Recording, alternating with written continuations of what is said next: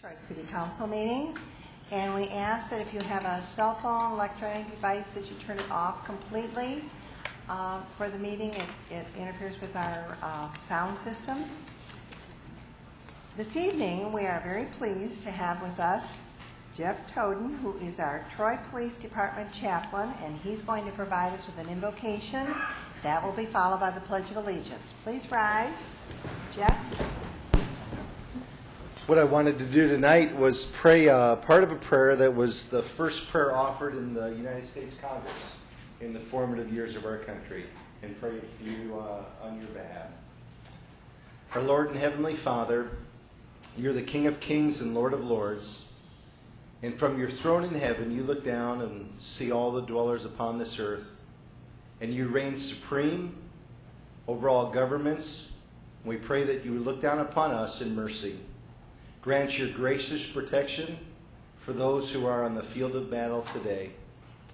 We pray, Father, that you would be present as a God of wisdom and direct the counsels of this honorable assembly. Enable them to settle things on the best and surest of foundations. Preserve their health of the body, of their bodies, and vigor of their minds, and shower down on them and the people they represent those temporal blessings that you see fit. We ask all of this in the name and through the merits of Jesus Christ, your Son, and our Savior. Amen. Amen. I pledge allegiance to the flag of the United States of America and to the republic for which it stands, one nation, under God, indivisible, with liberty and justice for all. Thank you for that lovely invocation. Very appropriate on President's Day. Thank you. May we have the roll call, Mrs. Bartholomew? Mayor Schilling? Here. Councilmember Beltramini? Here. Fleming? Here. Howard? Here. Kerwin? Here. McGinnis? Here. Slater? Here. Quorum present. This evening we begin with some special presentations, and our first one is a proclamation in recognition of National Children of Alcoholics Week, and it's going to be presented to Ann Comiskey. So while I go down to the front to begin that, if Ann would come up and we'll meet down there.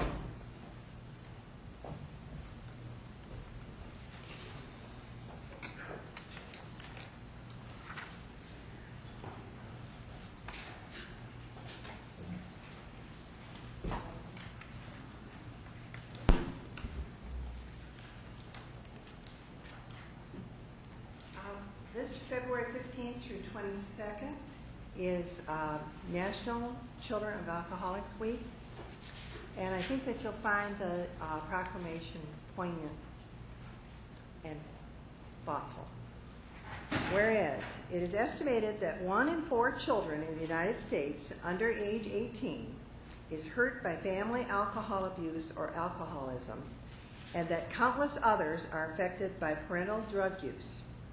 And whereas there is strong scientific evidence that alcoholism runs in families, with children of alcoholics being 2 to 4 times more likely to develop alcoholism than children of non-alcoholics.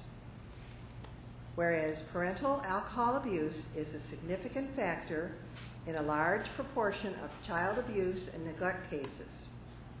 Whereas young children of alcoholics exhibit symptoms of depression and anxiety to a greater extent than children of non-alcoholics. Whereas young children of alcoholics often have difficulty in school and are more likely to be truant, drop out of school, repeat grades, or be referred to a school counselor or psychologist.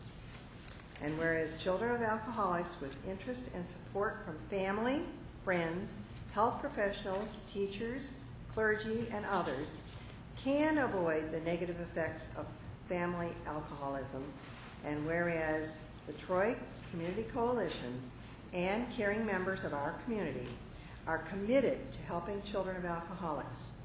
Now therefore be it resolved, the Troy City Council does hereby proclaim February 15th through 22nd as Children of Alcoholics Week in the city of Troy, Michigan. And be it further resolved, the City Council calls upon all citizens, community agencies, organizations, and businesses in Troy to encourage all citizens of Troy to help break the silence often surrounding family alcoholism and reach out to the support of the children and their families. And this is presented this 15th day of February, signed by myself and all members of council. Would you like to say a few words? I would. Yes. Please. Back in 1991, Congress declared the week that falls during Valentine's Day to be the National Children of Alcoholics Week, and that is to send a message to the 11 million children in the country that they are not alone. In addition to the stark reality that Mayor Schilling read on the proclamation, the solution to help these children realize that it's not their fault and they can break the cycle by actually breaking the rules of their households. The alcoholic household that says don't talk, don't trust, don't feel. By giving these children access to support, they can learn instead the following C's. I didn't cause it. I can't control it. I can't cure it. I can care for myself. I can communicate my feelings. I can make healthy choices. And I can celebrate being me. Instead of waiting for the substance abuse to develop, the sadness and depression to manifest themselves, and the anger to erupt, it makes sense to acknowledge these children as the mayor and city council are doing today in such a meaningful way. On behalf of the Troy community and the Troy Community Coalition, we thank you.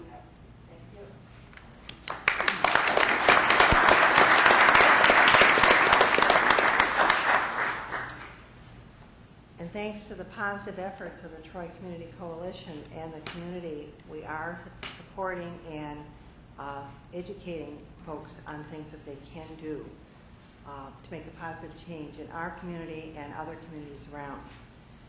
Now, our second proclamation has to do with the 90th anniversary, and that is the League of Women Voters 90th anniversary. And if we could have Pam Brady, and who else do I see here? I see a whole contingency from the league. They want to all come up? Since you all work together. Pam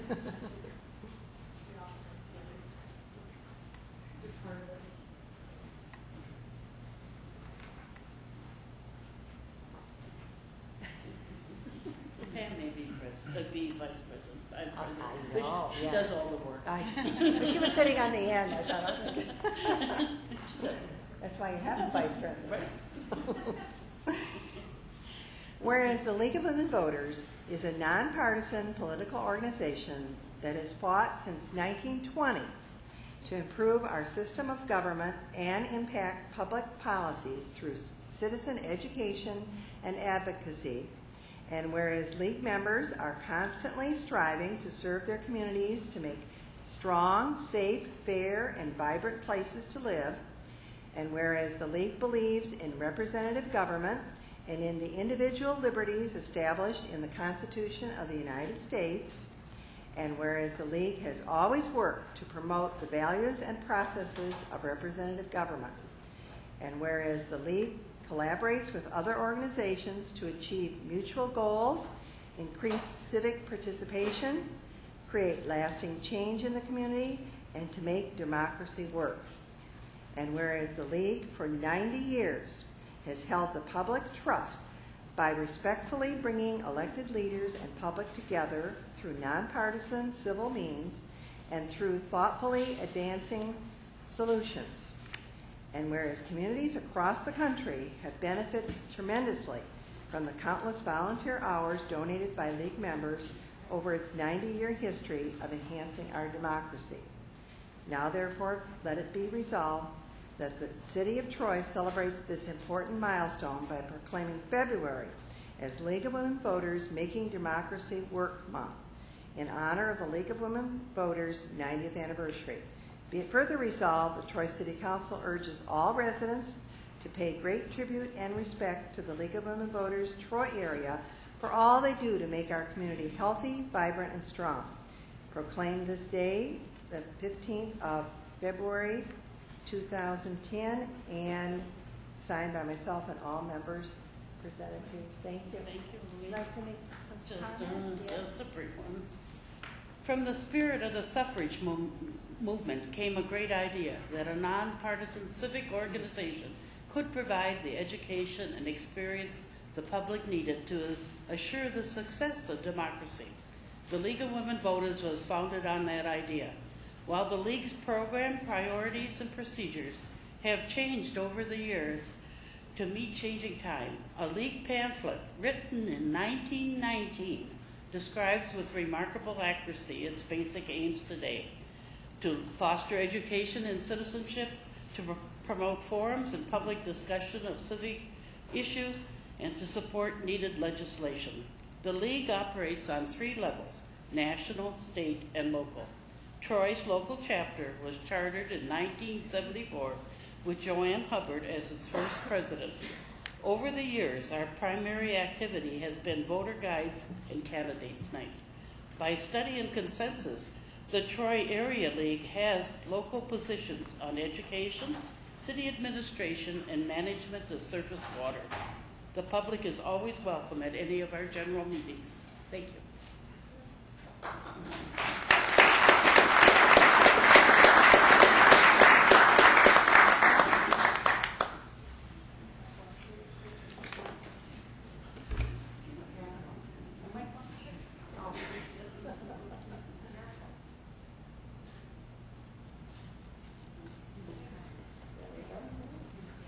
Thank you. And now, we're very pleased to have a representative from the Michigan Recreation and Park Association to give the Fellowship Award to our own Carol Anderson, who is our Park and Recreation Director. She is here with her husband, John. So, would you come up? And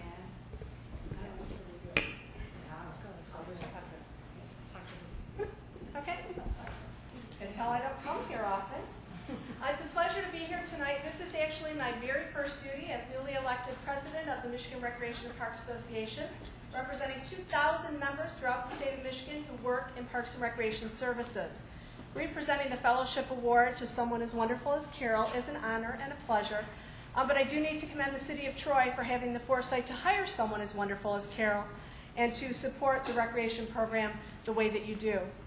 Troy is an outstanding city. I was at your community center Sunday picking my son up from a lifeguard training class, and I saw every single age enjoying their community and doing healthy, wonderful things. And I don't know if you can say more about a community than having a healthy, involved community that cares for people from the day that they're born until the day that they are no longer able to care for themselves. And that's what you do with Troy Recreation. Carol's award is called the Fellowship Award. It is, in fact, the highest award that our association bestows, and we bestow only one a year. So in all of our history, there have only been 75 winners statewide in 75 years, and I am standing next to the latest and greatest. Carol's award is given, first of all, for 20 years of service and participation in the association, but that's just the start to qualify.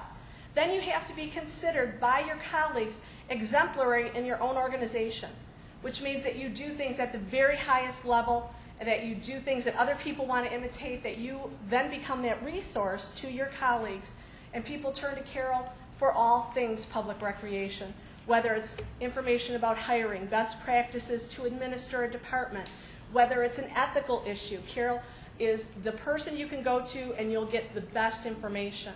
So you become that resource to your colleagues. And then ultimately, you have to be involved in our association, furthering the profession throughout the state. And Carol has done all those things through a variety of efforts. Just her latest and greatest is how involved she is in the State Trails program. So this is not an honor that is given easily. This is an honor that is earned day by day, year by year, building up a fabulous career and having the admiration of many. And Carol is actually the gold standard of what a professional should be in the state of Michigan, and her colleagues recognized her in Grand Rapids just a week ago. It's my pleasure to present this to Carol with my deepest admiration and with a lot of honor. Thank you, Carol.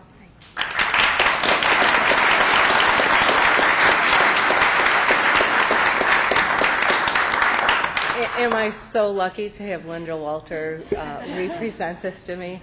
I mean, she could be my personal cheerleader. To be honored by one's peers is a tribute like no other. Our peers know what we do, what the struggles are, and the efforts we make. I am very humbled to receive this award. I'm lucky in that I have a spouse who shares my commitment to this profession. With John, I'm able to celebrate successes and commiserate about the disappointments. However, this award is much more than an honor to me personally. I am mindful of those who have made this journey with me. The support of city management, city staff, Parks and Recreation staff in particular, and the City Council are a major reason that I am in receipt of this award. I thank all those who have been with me on this journey, and I hope that I live up to the honor bestowed. Thank you. Thank you, Carol.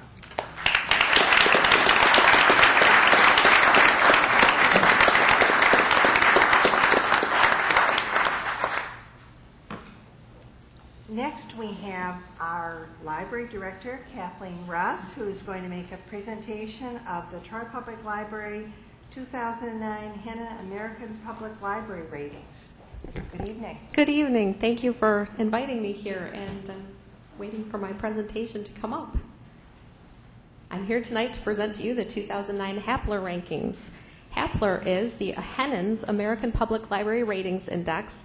Data from over 9,000 public libraries across the country is obtained from the Institute for Museum and Library Services and analyzed and compared, and then rankings are issued, and it's sort of the library version of the Academy Award nominations, if you will. So this year, for 2009, the Troy Public Library received the second highest ranking for libraries in its population category for the state of Michigan. Troy is in the 50,000 to 99,000 population range. We tied with West Bloomfield right behind the Canton Public Library.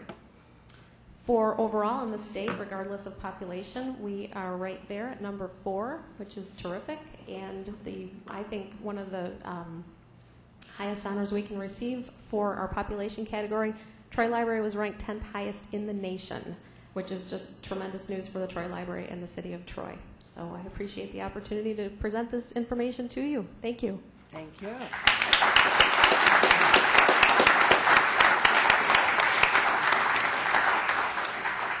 And next, we're going to have a short presentation of how the calculator on the city website works. Is that correct, Mr. Zerline? Your Honor, if you and the governing body agree, I'd like to have Mr. Licari, our city assessor, explain in an informational fashion to the residents about what we have on our webpage, which is called a tax estimator. And essentially someone can key in their address, figure out what their tax would be if there were to be a 1.9 millage increase that was passed. And this is a new, we have not had the calculator up before, and so the education of the public on how it works so they can do their own personal information is why we're providing this educational opportunity. That's correct. Just found out today. Right. Well, that was all I had. I can show you the pictures. Yeah, can you show us how it works? Good evening, Mayor and members of council. That truly was all I had. If you look up here, this is the first page of the city's website, and you'll see under the special election information, property tax estimator. I put in red there, click on this link. This was developed by our IT department. Gert Pearskevin and Rob Bittner actually did all the legwork on this. A lot of work in a very short time. And we wanted to set this up so people could get an idea of what would happen whichever way they voted, whether they voted yes or no on the millage, how their taxes might change, and more importantly, so that they could get an idea with the changes in all of the taxable values that we're having this year, what actually would happen to their tax bill. Give them, quite frankly, I'm hoping that it'll cut down on the phone calls to my office. So anyway, you click on this link and it'll take you to this page. It's a very simple process. If you know the address you're looking for, all you do is type it in here and click on the process search.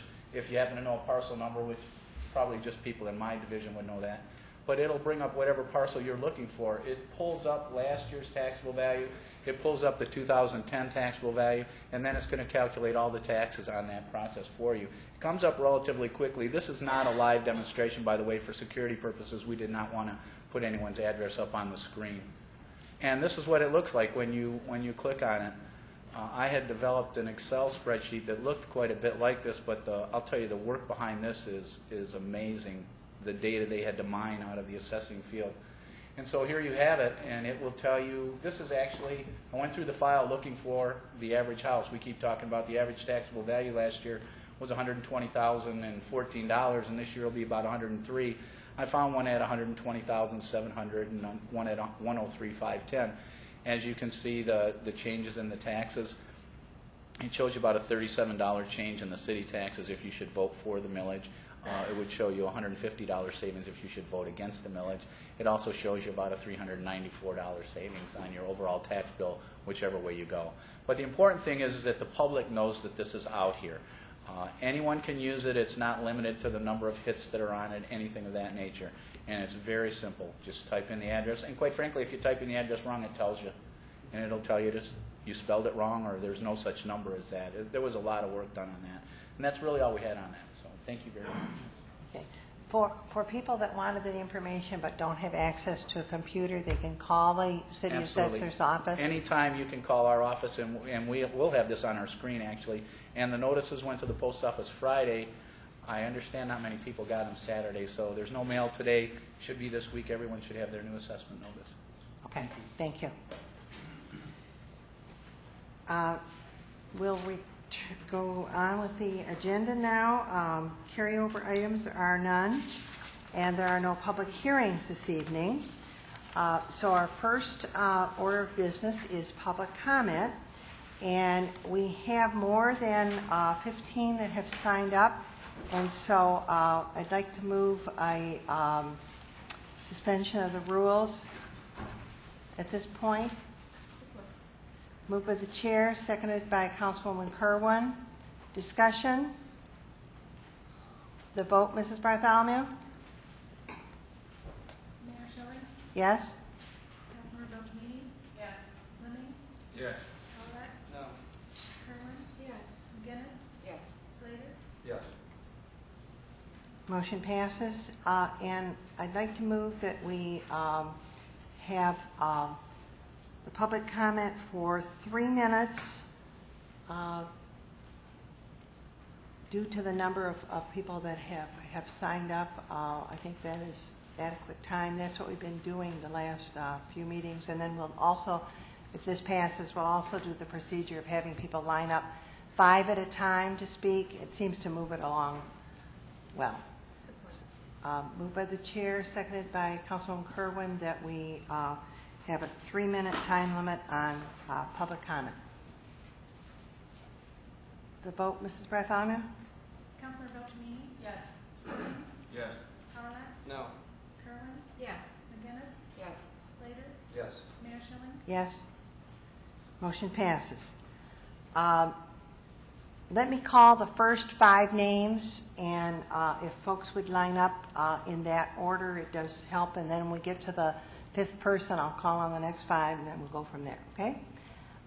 Jack Kilgore, Jack Witt, Janice Daniels, Gordon Shepke, Michael Nowosako. Is that 5? Okay, thank you. Excuse me. Good evening. Hello, and thank you for giving me this time to speak. Now, I'm speaking to everyone right now, everyone in Troy.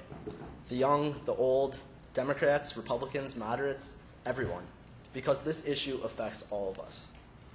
Next Tuesday, February 23rd, an election will be held that will determine the course of Troy's next 5 years. If there are more no votes than yes votes in this election, then we will lose the library, the community center, the nature center, historical museum, 50 police officers, and 3 of 11 fire inspectors. To some, I know this issue is solely about the money. But to others like myself, this is about our education, our general well-being, and our future. Now, I go to the library regularly. Sometimes it's to satisfy my own curiosity, and other times it's to work with my friends on projects for school. The library provides us with books, encyclopedias, and online articles that we would otherwise have little to no access to. Now, I know some people say that we could just use the school library for that, but there's a problem with that. Presumably due to budget cuts, the library is only open for 15 minutes before and after school. So we don't have enough time anymore to do the projects that the school asks us to do in order to obtain a good education. I remember when I was young, we took a field trip to the Nature Center. I still remember vividly that I was fascinated by the park rangers' presentations and the stuffed animals that they had there. Today, I'm the president of a youth community service club. We're called the Interact Club of Troy. We work under Rotary clubs. And we hold our meetings at the Troy Community Center. The community center is essential to what we do because when we first started to hear about the millage, we first heard that the community center might be closed. We started searching for another meeting place. We couldn't find one that was as easy to get to. We tried going to a church. Not very many people were showing up because of what a church is. People had religious problems with it. And I'm going to get a little bit more serious here. A close friend of mine, she wanted to escape, from the hectic world that we're in. So she took a walk by herself. This was a few years ago. And she was threatened with a knife by somebody, and she was abused.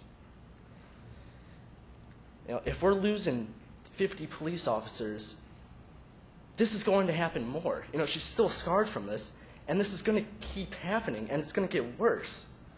So, I'm not old enough to vote, but I am old enough to be affected by this. So please, vote yes next week on Tuesday. Thank you. Thank you, Zach. Our next speaker is Jack Witt. Good evening, council members. The address that was just given was all fine and good. The problem was it was based on assumptions that aren't true.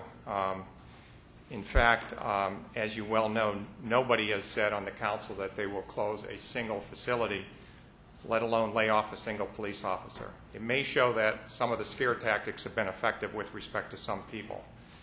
In fact, the proof that the assumptions of the young man can't be true is the fact that if all the facilities listed were closed, the savings would far exceed the amount of money that's being sought through this millage increase.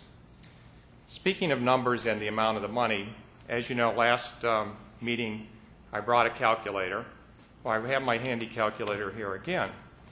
Last meeting we disposed of the notion that in fact this is a decrease. We concluded through the statements of the city administration itself that in fact this is about a $38 million increase. So this evening I want to talk about this notion because I think there's a lot of numbers going around, but this notion that it's that it's going to cost individuals is $38.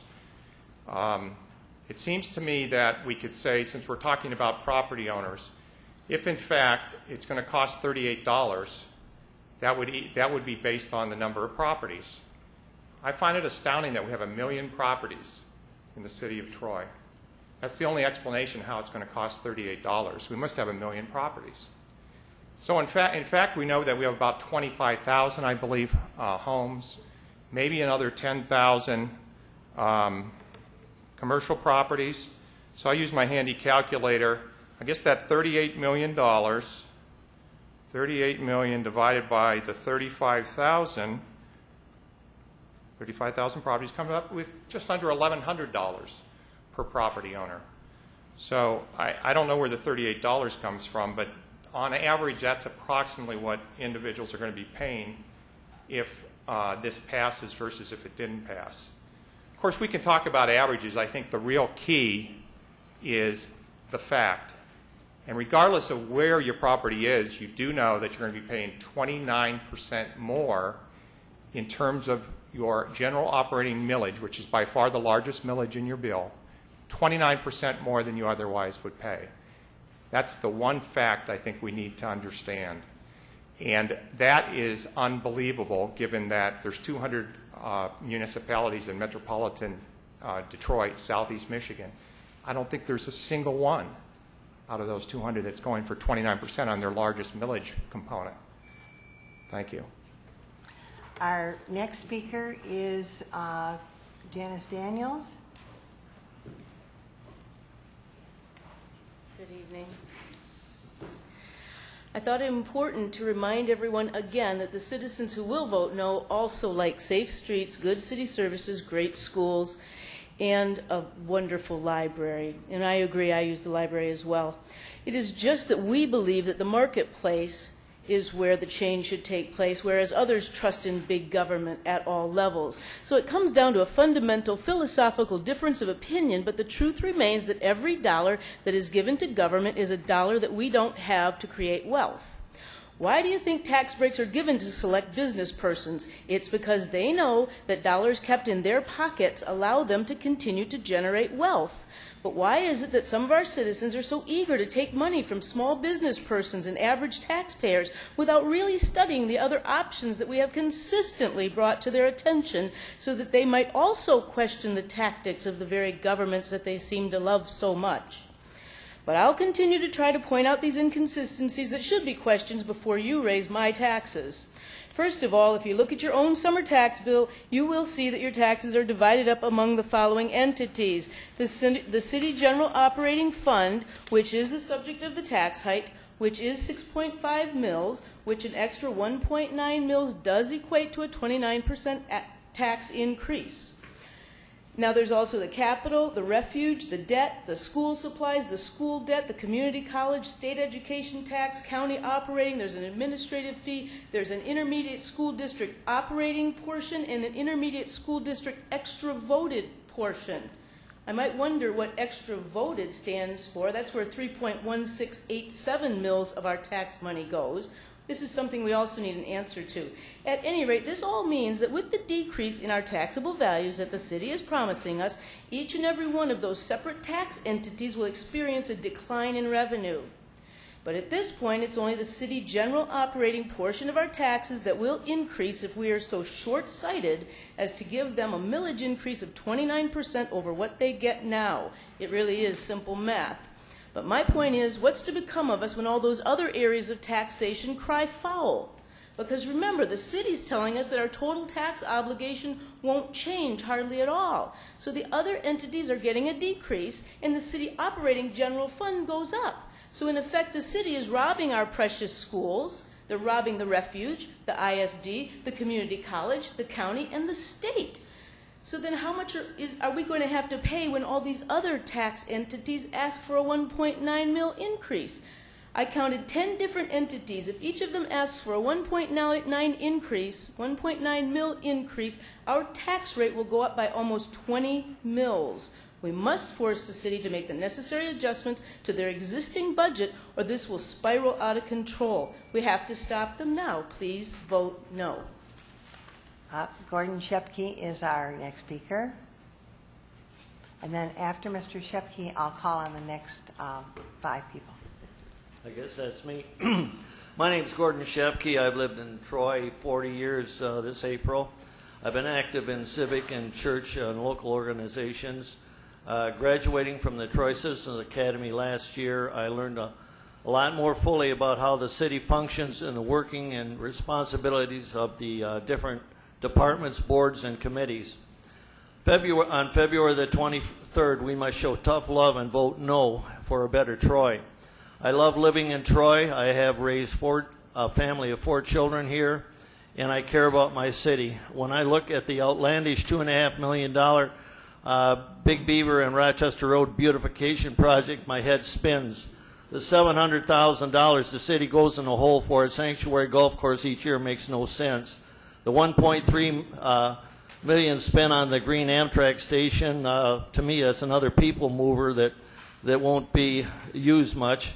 It drives me wild. Out of control spending by the Downtown Development Authority makes me angry. We opponents do not want the people to lose the people that work for the city to lose their jobs. We want real pay cuts and real benefit reductions, like many of us have experienced. Troy's pet project should be curtailed. Half-truths, exaggeration, and draconian threats to city services should be replaced with cost-cutting reductions in the best interest of all the citizens of Troy. The $9 million that would be possibly collected in the first year of the 29.5% operating increase, where only $1.5 million the first year shortfall exists, would make it impossible to get from city employees and police unions responsible and meaningful reductions for management to lower the deficit. Under binding arbitration, even new surpluses and major increases in the city's obligations would be assured.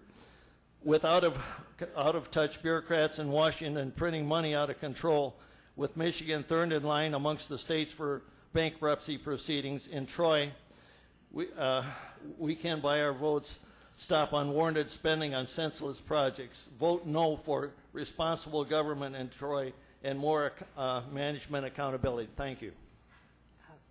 Before the next, you can move up, Michael, but I'm going to call on the next five behind you. Harry Philo, Kathy Fusinari, Marvin Reinhardt, Gerard Steger, and Dane Nowatsko. Thank you. How are you? Good evening. Good evening. I'm the committee chairman for Troop 1701 in Troy. I'd like to thank the City Council for allowing me this opportunity to speak. Wow, first of all, I'm overwhelmed. I don't have my numbers, facts, and figures like everybody else did coming up. I'm operating more on emotions, I think, for the Scout program. The City of Troy, the museum, the Nature Center has provided our troop with an extraordinary gift over the past several years, and that is with the much-needed support, providing hundreds, most likely thousands, of hours of Eagle Scout service projects for our troop and many other troops in Troy. And that doesn't count the Cub Scouts that do different events at the Nature Center. So we wanted to thank you for that, especially our Troop 1701. During the past several years, we have done many, many projects, as I mentioned, at all the different centers, and it has provided our Scouts with that highest award, which is the Eagle Award. And for that honor, the Eagle Scout candidates have and will give back thousands of dollars and thousands of hours through our projects and community service back to Troy. So I'm here to thank you and thank Troy and the museum for all that. We obviously support the continuation of all those operations. And although, as I mentioned up front, I do not have facts and figures to support what we do, what we have is a larger number of Eagle Scouts. We have Eagle Scouts like President Gerald Ford, who is an Eagle Scout, Steven Spielberg, 33 different astronauts that were Eagle Scouts, and many others. So again, I want to thank you, and hopefully we can continue that with the City of Troy. Thank you very much. Thank you. Our next speaker is Harry Philo. Hi, my name is Harry Philo, and my vote on the February 23rd comes down to the question that has been asked: what kind of city do you want to live in? My answer is a safe city. I want to keep a well-maintained police force and firefighters and keep the streets safe in all kinds of weather. I also want to use the library because of the resources that are offered, the availability and high speed of the computers, and the helpful staff. If the Troy Public Library closes, the agreements that Troy has with other local libraries end. Troy residents would have to purchase a card in order to have library services in other cities. But the decision to sell a non-resident card is up to individual libraries. Several local libraries that sell them charge a large annual fee. Citizens of Troy pay for their library services and keeping a safe city with their taxes. In the end, the cost of a no vote will be much greater than yes. It is all a part of keeping Troy safe and a great place to live and work. And I urge a yes vote on the ballot for the February 23rd election. Thank you. And our next speaker is Kathy Fusinari. I decided to change how I'm going to start this. So I have to collect myself a little bit. We can talk about numbers, and I'm more than happy to talk about the numbers I found this week. My taxable value on my house is down 24%. last year to this year. And my taxes are going down with 1.9 mils added to it, $1,200. Our taxes are not going up 29%. That's ridiculous. Now, you all know that we've been here 34 years. We built our house here for a good financial decision, public safety, quality of life, public education services. My husband and I made a point to learn about how our city government is managed, and we've been very public about the position we've taken on this vote. Twice in the past month, I've been accosted by people who disagree with me. Once was at the community center at 6 o'clock on a Wednesday night with a man screaming in my face. I was ready to call the police before he finally left. The most recent incident was last time I spoke at City Council in the parking lot. A man came around my car and started screaming in my face. Imagine that. Fear, intimidation, and misinformation are the methods being used in an effort to control the outcome of this election. I have one thing to say to the people who use or encourage such tactics. Shame on you. Imagine being physically accosted by people who resent me for supporting a position in an election.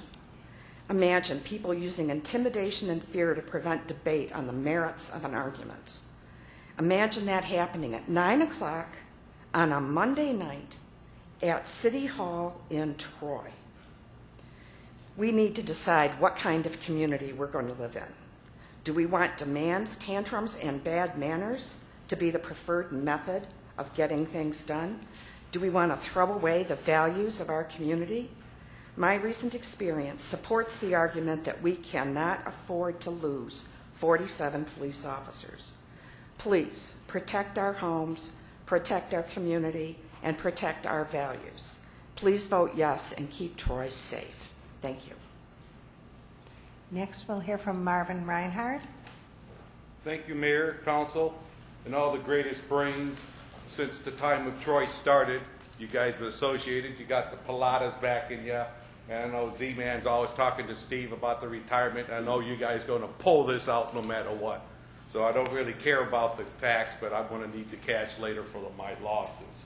But here's an example of your police. Your liquor license approved people that, on record, a police department assaulting people. It's okay to have him have a liquor license in this city because that's how your city operates. Thuggery. And there it is right there on paper that you approved last week, but tonight, if you want to, approve their advisory. That's Almond, the wino. I wonder how much wine you can drink before you get drunk. I wonder if they figure that out at his wine tasting. And then also, too, with these non-smoking places, are you going to tell them to rip out their smoke heaters, or are you going to pretend to be smoking in there? Okay, and thank you for bringing out St. John's out here. We used to collect taxes on that property at Mountain Jacks, but we're not collecting taxes anymore because we don't need no more taxes in this city. That's including the Elks Club, which came off the tax rolls, because we don't need no more taxes in this city. Okay? You guys have plenty of taxes hidden away in the DDA and all types of stuff. According to Sterling Heights, you got 3 times in the reserves than Sterling Heights does. I don't hear Sterling Heights looking for money, but you guys operate a criminal operation with one of the cheap liars. I figured the Z-Man is a liar. And I'm just talking to you, Mayor, because I can't talk to the liar because that gets me upset. But that's okay. You hired them. You dragged them out of a quit-lose situation down there at the police retirement home that I think has something to do with Troy. Because if the fire department could buy cabins down up north, the police association could buy that thing that he was over. And then he came up here, and you saved him. You talked him out of retirement, according to the newspaper, so it's your idea of bringing him up here. I'd like to thank Coach Griffith by bringing one of our students to Grand Valley, a 2-year college, because his coaching career sucks for this city. You know that? He's one of the worst people we have, but we should name the stadium after him. And by the way, the city fish should be called sucker, dude. That's the only thing that swims up in our lake. So, like I said, you guys vote yes, because this city needs more of your money. So you guys have a good day, and I assure you, when I'm running for mayor, if I don't like you, I'm going to use the police on you like they used on me. So I know you're a great American, and everything's going to be happy in Troy, with or without the tax. Thank you. Have a good night. Mr. Gerard Steger is Madam Mayor, did you know that microphones, before we begin, did you know that camera's no longer working? Up Well, here? you're talking to us anyway and those that are here. With so, your permission, yes. may I turn around and face the audience? I know you may speak to us, sir. Go ahead. Okay, thank you. But we will need to fix that camera. Yes, thank you. Madam Mayor, the 1.9 millage increase request on our operating millage of 6.5 mils is a huge 29%. It was a bad plan. It was hastily arrived at. Our city manager concluded his presentation on October 5th, and he said we had 2 weeks to act on. It was one of his 2 plans that he had. He said there were hundreds of options. He presented 2. One of them would not close the library or any city facility. So we didn't have the chance to have any public hearings. We didn't have any public comment. We didn't have any focus groups. We didn't have the chance to present letters or recommendations. Do other municipalities do that in Troy, Madam Mayor, the other ones that we pay taxes to? Well, I have turn around, I have the Oakland Press. The Oakland Press from January 31st talks about the Troy School District. They're facing millions in budget cuts. They're not doing what Troy's doing, immediately approving a huge millage increase. They're having a 5-month process of letting citizens comment. And I'll quote briefly. Beginning in November and December 2009, Troy schools conducted numerous focus groups to gather ideas and suggestions for the budget. On March 8th, 10th, and 11th, 2010, the district will host a series of meetings to review recommendations. We have excellent people in our city, Madam Mayor, people with college degrees, master's degrees, doctorates, people who run businesses, people in education, people in labor, people with great experience. They have come up here with suggestions. They know how to handle this budget without a tax increase, but our city manager rushed this proposal through. Our city manager is not a disinterested party. He is not retired. He works full-time, yet he collects a city pension. We find out recently that city employees get longevity bonuses. They just got them last month or so, it's reported, not for merit, but for being around. And the employees hired after 2008 can't get that, but current employees can. We have a defined benefit plan that's very expensive. In private industry, Madam Mayor, I work with businesses up to $100 million in sales. They quit their defined benefit plans and instituted defined contribution plans. They don't let people grandfather out. We have on the city website, it still shows that, contrary to the city council's orders, that you show 15% of fund balance as reserves. The city manager still shows over 20%. It overstates a deficit by $2.8 million. Mr. Lamorato has done the math the same, $2.8 million. The city manager said we could come down lower than that, to 10%, possibly, and other municipal experts have said that. We keep getting the wrong story from our city management. They may be able to fool the high school kids to come up here and be fooled, Madam Mayor, but the rest of us will not. We must vote no. If we care about Troy, if we want a good city, we have to control the spending or we'll continually pay more millage increases. Please, good people of Troy, it hurts our city, it hurts our tax base. Please vote no on this hastily considered millage. Thank you. Before the next speaker comes up, Dane, you can come up to the microphone, but we won't start the clock yet. I'm going to call the next 5 people, okay? Tom Johnson, Mike Amiri, excuse me, Tom Hill, Paul Beck, and Richard Peters, and Sandy Magnus. Those folks, please. Good evening. Good evening. Thank you for your time. I'm not here to dazzle you with fancy terms or my math skills. I'm here to talk about the youth. This is what the youth wants. Our youth wants to keep Troy open and keep it the way it is. I've been in Boy Scouts for 5 years now, and with the organizations like the museum and the Nature Center and many other organizations, I mean, we've been able to do countless community service hours, and I don't know what we'd do without it. And the youth, with all my friends and everybody else, we want to keep Troy the way it is, and we want to vote yes for the millage. Plus, our troop has performed countless hours in uniform, standing in the rain, hot sun, and the snow, just to greet and direct all the traffic at the museum. And we've been there for many other opportunities to help them. And we want to be able to keep this open. This is what we do for our community, and we want to give back, and we're proud for the city of Troy. Thank you. Thank you. Tom Johnson? Thank you for the opportunity to address the council. I've worked with the Boy Scouts in Troy for 11 years now. I have 2 sons that are Eagle Scouts. It's a great program. Can't say enough about it. And perhaps one of the jewels of scouting is to become an Eagle Scout, and probably one of the most difficult aspects of that is the Eagle Scout Service Project. And probably as a result of that, probably only about 4% of all scouts become Eagle Scouts. So it's quite an honor. It's quite a task. An Eagle Scout candidate to do this project, he's got to research, plan, finance, and execute a community project, basically. Typically, these projects involve from 300 to 1,000 hours of work, from $100 to $1,000 in financing for material. Let me give you a few examples of some of the projects that our troop, 1701, has done. And you know, we've done a lot of them at the Historical Center and the Nature Center. We've replaced the chinking on the log cabin, which is basically the grouting. We've designed and built stone walkway that goes around the log cabin at the Historical Center. Designed and built display area for the farm equipment that's over there. We've designed and built storage cubbies for visitors at the museum.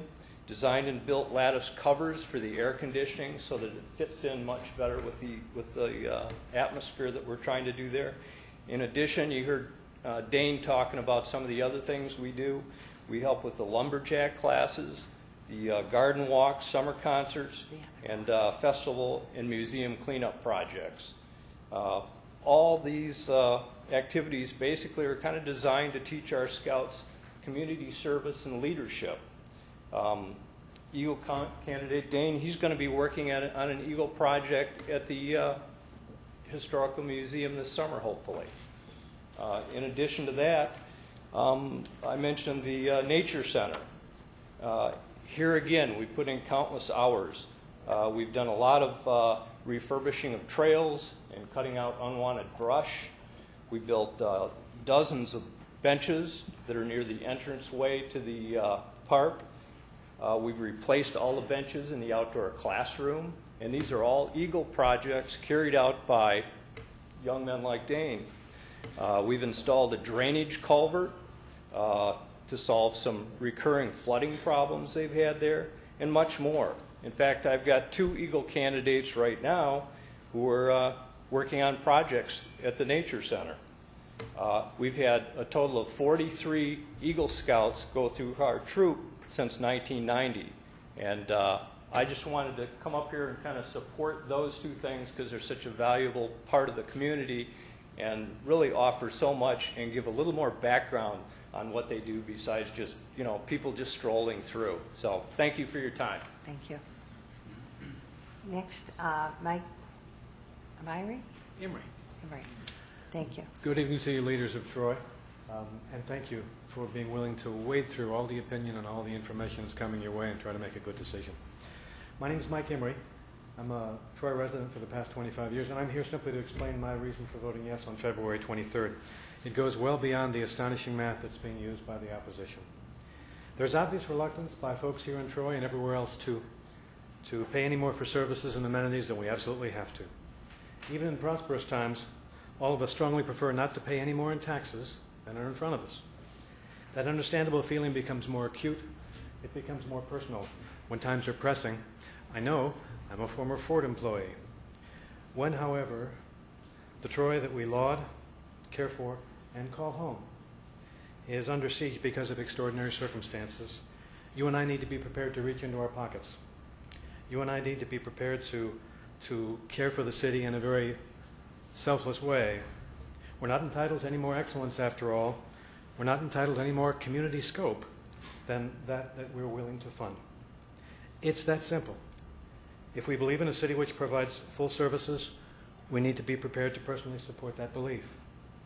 In good times and in bad, we Troy residents need to fund our city, even in cases where we don't personally use the Historical Center, the library, or, thank God, need to rely on a paddy wagon or a fire truck showing up in our driveway at a terrible hour and a terrible time.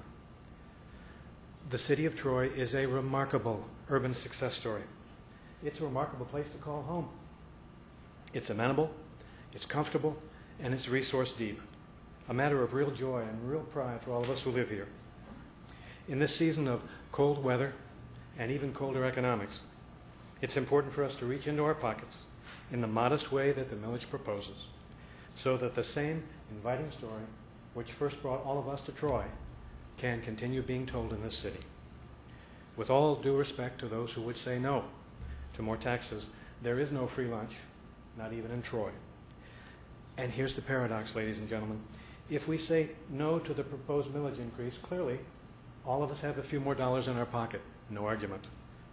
Along the way, however, all of us will have a hand in diminishing Troy's commons, those services and those amenities which we tend to take for granted because they're quite invisible, that we all share and that we all surely would be poorer without. Ladies and gentlemen, after you've considered all the points of view, please consider voting yes on February 23rd. Thank you. Tom Hill. Good evening, Mayor Schilling and Council. My name is Tom Hill. I'm a CPA. I've been a Troy resident for the last 20 years, and I'm also a very strong supporter of the proposed millage increase. Because I'm a numbers guy, I've looked into the details of the city's financial situation. Troy is definitely facing a financial crisis due to falling property values and as well as reduced state revenue sharing. Some people feel the city is asking the taxpayers to pay for the entire projected shortfall through this millage increase, rather than cutting costs and getting their own house in order. Nothing could be farther from the truth. Our city administration has been proactive and has adopted several cost-cutting measures over the last few years to address this crisis. City staff has been reduced by over 60 jobs. City employees and unions have taken wage concessions. Pension costs have been reduced, and privatization and consolidation of many departments is on the horizon. Despite these steps, we still face a projected budget deficit over the next 5 years that will force the city to severely cut services if this millage fails, services that we as longtime residents have appreciated and taken for granted over the years. Also, some other facts. The proposed millage increase affects only the city's operating portion of your total tax bill. All of the other millage components of your tax bill remain unchanged. Opponents of the millage hike are using the 29% tax increase scare tactic, implying that your total property tax bill will go up by 29% if this millage passes. This is simply not true. In fact, the total property taxes we pay are a function of both the millage rate and your taxable property value.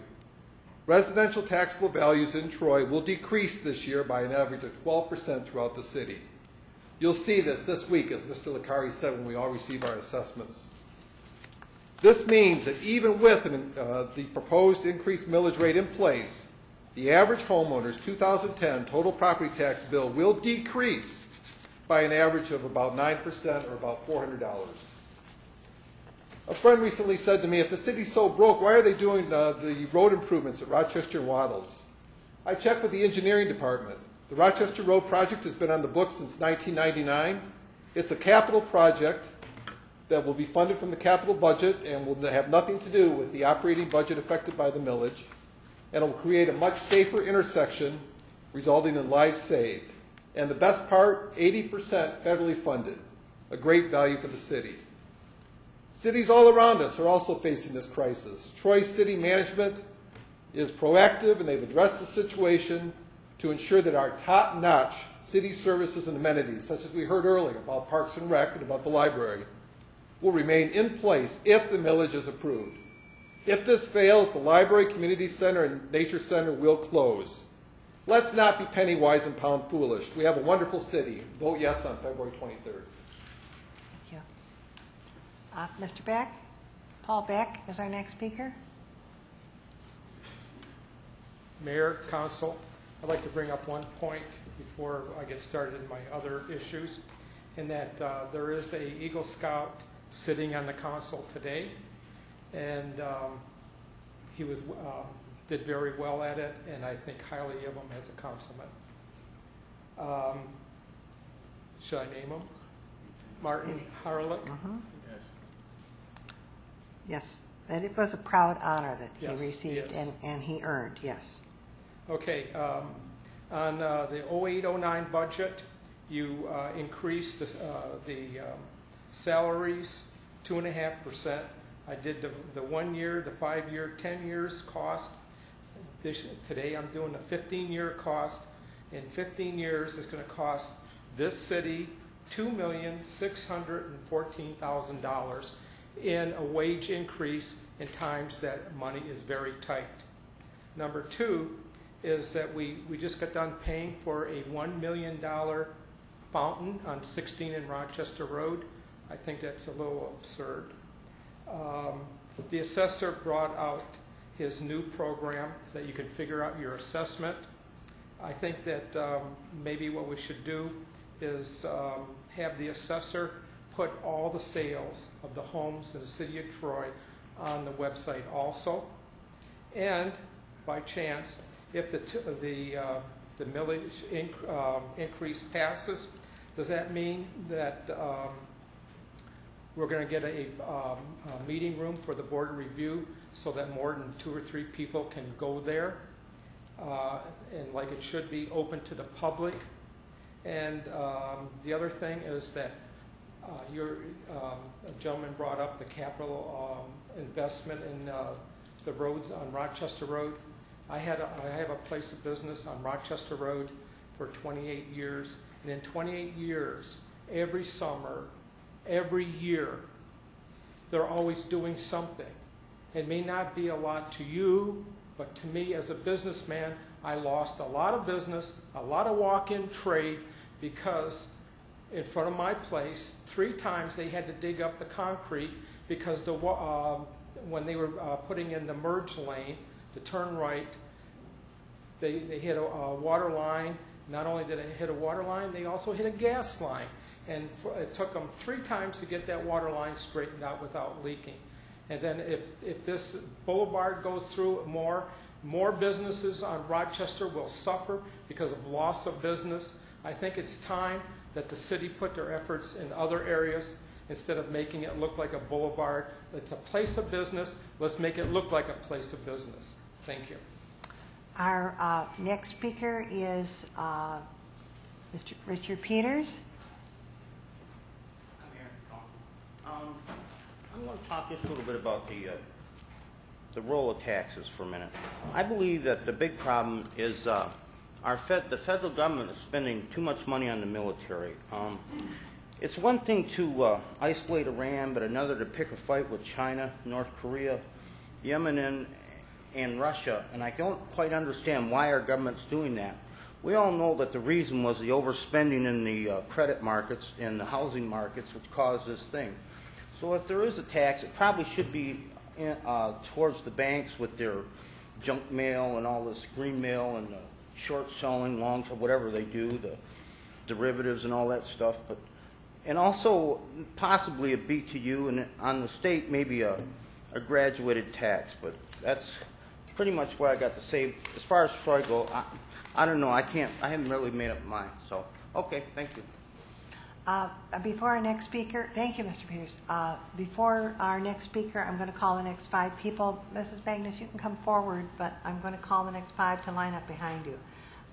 Roger Canaris, Don Barnes, Lucy Vale, Jeannie Stein, Mike Kerr. Mrs. Magnus, go ahead. Sandy Magnus. Hello, my name is Sandra Magnus, and I've lived in Troy for over 40 years, and I am a senior citizen. I have a question to ask. Is the millage increase worth a life? It certainly is to me, because 1 year ago today, my life was saved by the Troy Police and Fire Departments.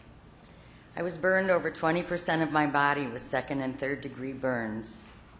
If it weren't for their quick response, I wouldn't be here speaking today. It took less than 5 minutes from the time the 911 call was made until they were in my kitchen. After I was taken to the hospital, they even stayed with my husband, who has a heart condition, They were there for quite some time to make sure that he was okay. If we lay off 47 police officers, how quick will the response time be to get to someone when they need help? Please think of this when you go to vote on February 23rd, and thank you. Thank you. Roger? Mayor Schilling, members Yes. of council, thank you for the time allowed for me to speak. My name is Roger Kanyars, and I'm a 20-year resident of our fair city. When my wife Elizabeth and I chose Troy for our future home, we used the obvious measures: a low incidence of crime, good schools, and the amenities that all desirable cities seem to have. Safe parks, a library, a civic center, a nature center, and a historical museum. This last place is the one that I know the best. My volunteering at the museum started after chaperoning my son's third-grade class trip, and I have been a volunteer for over 14 years, and I also serve on the Historic Commission, whose job it is to oversee the museum in Historic Village. I know the museum manager and staff work hard to present Troy in a good light, and this shows in the quality of school programs and special events. Last year, the museum hosted a Civil War program for the 8th grade classes of Troy's 4 middle schools. The students got to see and touch military equipment and everyday articles from that long ago time, and to see what camp life was like, including a taste of hardtack biscuits and learning the secret to boiling coffee in an old sock. They also learned what happened to the folks from Troy who went off to war and what happened if they came back. Now, this event came about through the cooperation of the Troy teachers, the museum staff, and volunteers who considered it a very worthwhile endeavor. Educational programs like this are hard to come by unless you live near a battlefield or go to historical reenactments. Now, to some, the Troy Museum and Historic Village may just be a line item on a balance sheet or a cost to be trimmed when the finances get tight. To me, it is a real gem and a great asset to our community and to our children, the future of Troy. I urge you to support the millage vote to keep Troy safe and uphold our quality of life. And you have to remember that home values remain high only in communities where people want to live. Thank you. Thank you. Don Barnes? Good evening. My name is Don Barnes. We have heard a lot of criticism of how the city of Troy has been run, some tonight. So I asked myself, who is doing a better job? Who should we be modeling ourselves after? Who has lower taxes and better services than Troy? Who is the model city? Birmingham, higher taxes. City of Bloomfield Hills, no library. Royal Oak, higher taxes. Rochester Hills, no trash collection. You can keep comparing Troy to other communities and you continually end up with the same results. Either higher taxes or a lot less service than what we receive here in Troy. And then you realize, we are the model city. Troy is the model for how to run a city government. The model city for how to keep taxes low and yet still deliver a high level of service to its citizens. If I lived in these other communities, I would be asking, how can we have low taxes and yet have one of the safest cities, not only in Michigan, but the entire country? How can we have low taxes and have an award-winning library? How can we have low taxes and be rated as one of the best places to live in the entire United States? The answer to those questions will be the same every time. Go look at what Troy is doing. Go talk to the people running Troy. This brings me to my next point. How did this happen? How did Troy become the model for the most efficient way to run a city government? A city that gives its citizens the best return on their investment.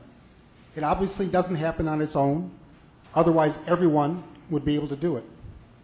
The answer is simple. It's quality leadership along with quality employees. The leadership develops the plan, the employees carry it out. I'm a Citizens Academy graduate. I got the chance to meet and spend many hours asking questions and talking to many City of Troy employees.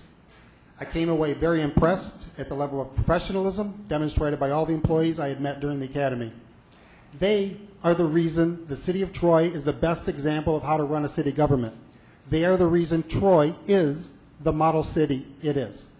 Do we want to lose some of these people? the same people that helped to make Troy the leader in running a city government? Do we really want to lose 47 employees in our police department?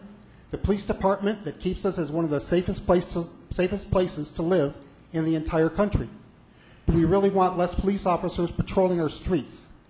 If we do not pass this millage request, we are going to lose a lot of good people. Our property values will decline even further. We will not continue to receive the high level of service we have all enjoyed by living in Troy. Let's keep Troy safe. Let's keep our quality of life. Vote yes on the City of Troy millage proposal. Vote yes on February 23rd. Thank you. Our next speaker is Lucy Vale. Good evening. Good evening. My name is Lucy Vale, and I'm here on behalf of Beaumont Hospital Troy. I'm also a citizen of Troy. Beaumont and my family personally support the millage increase for the following reasons. Beaumont Hospital is an employer in the community and is interested in the well-being of its employees. Beaumont Hospital is focused on the health status of the community. When funding is reduced in a community, funding that pays for police and important programs and privileges, the overall health of the community suffers. Loss of police support impacts citizens' perceptions of safety and security where they live. This impacts their overall well-being. The loss of the community center will impact the opportunity for fitness, and this directly impacts physical health. School programs may be impacted, which interferes with parents and their ability to provide a safe, educational, and healthy place for children to go, such as the museum and the nature center. I am a citizen of Troy, and as such I value the services that I presently enjoy, including the library, the community services, the museum, the nature center, and the police force, which ensure my personal security. The cost to me and to my family is minimal by comparison. Accordingly, as a citizen of Troy and as a representative of Beaumont Hospital Troy, I am endorsing the millage proposal. Thank you, Mrs. Vale. Our next speaker, Jeannie Stein. Good evening, Mayor and City Council. Good evening. I sat there for about 29 and a half years, and probably because of that, makes me so disheartened by the misinformation that I hear out in the community. I would like to let everyone know the estimated decrease in taxes of some of the major opponents if the 1.9 mil increase passes. If you doubt these figures, just go to your computer or call the city assessor, as was mentioned earlier this evening. It's public information. The first opponent that I will cite will save $393.11 on his tax bill. The second opponent will save $253.04 on his tax bill. The third will save $162.20 on her tax bill. The fourth opponent will save $515.05 on her tax bill. And the fifth will save $394.54 on his tax bill. I can't find the 29% tax increase, and with these factual figures, I don't think anyone else can either. Thank you. And before our next speaker, I'm going to call the next 5 people to line up behind Mike Kerr. That's Kathleen Martin, Nancy Wheeler, James Savage, Sandra Burgess, and Dave Gorsica.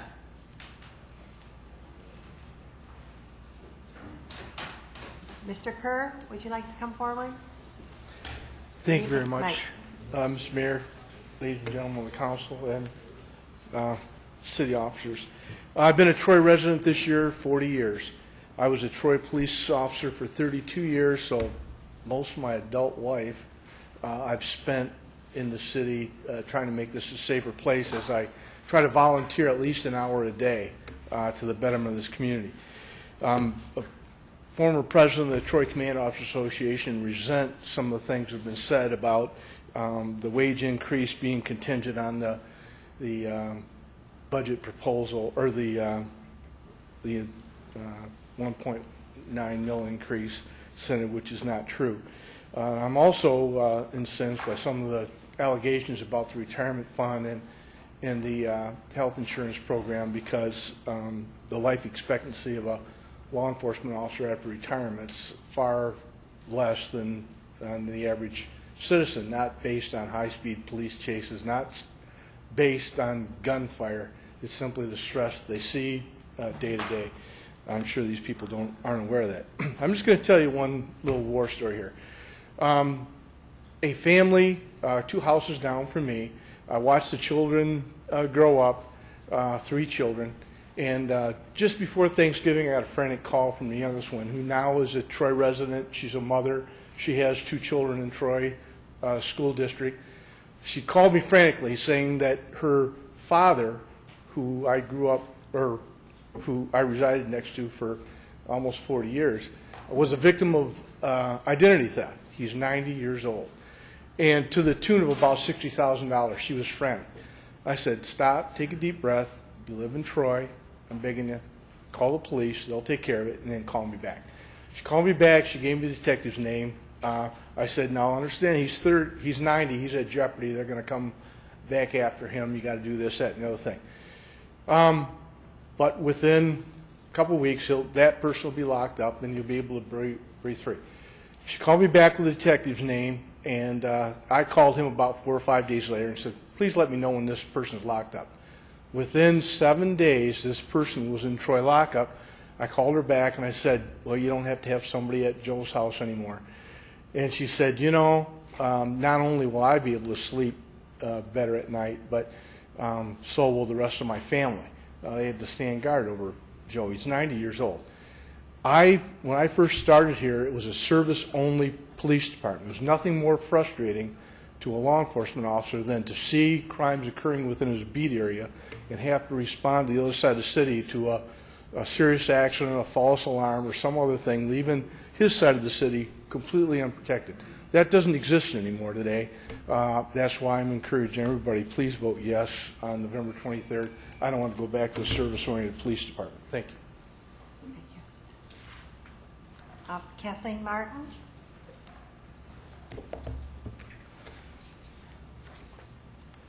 Good evening. I thought it was important to bring to the attention of the citizens of Troy some literature that's being distributed by opponents to this millage tax.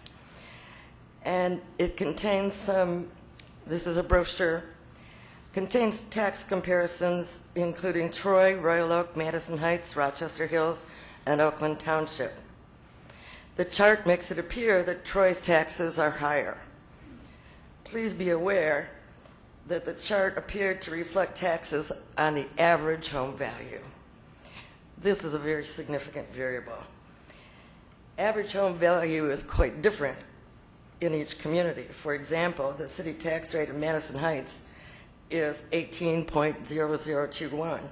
Troy's current rate is 9.28. There's no way that a house in Troy at our tax rate can cost more than a house in Madison Heights.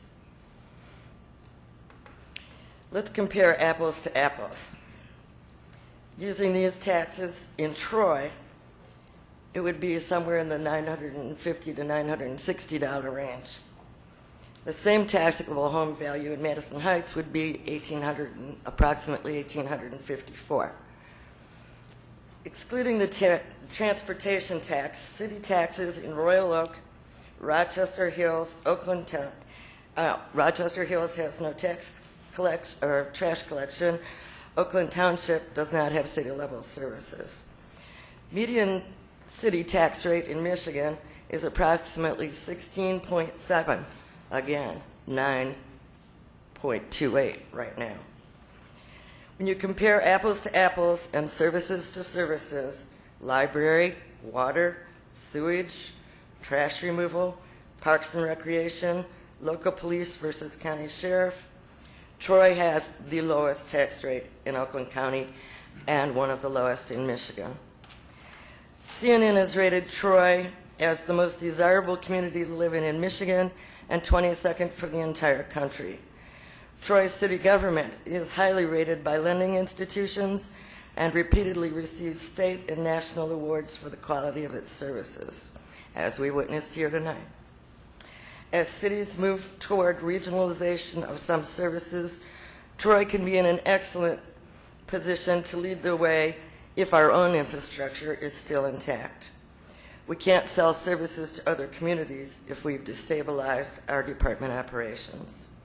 It is time for citizens of Troy to be grateful for what we have and support the stability of our community.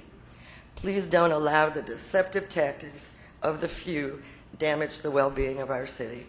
My husband and I definitely plan to vote yes. Thank you. Next is Nancy Wheeler. Nancy Wheeler, and I've lived here more than 50 years. I don't know if I should brag about that tonight. When I got thinking about the tax thing that's up before us, we've never before that I can recall had any big people for and against. It's just kind of breaking our community apart. And it's hard to imagine. I remember back when we moved here, there was no library in Troy. And so we had to pay and go to Clausen and take out a membership so our children had a library to go to. There was no opportunity for them to swim here in Troy. We had to go to Rochester Hills and pay for the privilege of using one of their pools there to swim in. There was no place for them to go for hikes, nature-led people on hikes, or any science classes and things like that. So we had to join the Cranbrook Science Institute. All these things were great, and we certainly enjoyed them, but together they would cost way more than it would just for us to pass this tax hike. I'm certainly going to vote for it, because now when I have grandkids come to visit, I can take them to the pool here in Troy. When they visit, I can take them out to the nature center and we hike through the woods. And they could even go to some of the classes if they happen to be here that long, which I'm glad they weren't. And I can take them over to the library especially. That's, of course, where my heart goes, the most of it, is to the library. So I'm definitely going to vote yes. Anything I voted for over all these years, we've more than gotten our money back. Thank you. Thank you. Mr. Savage, James Savage.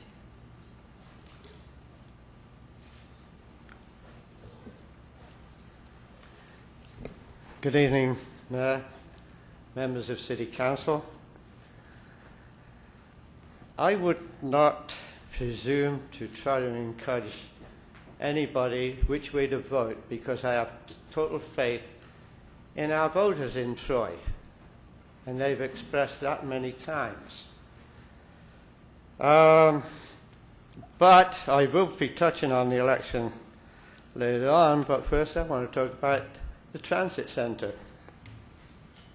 So whether the vote goes yes or no next week, the transit centre will be a hot issue for a long time.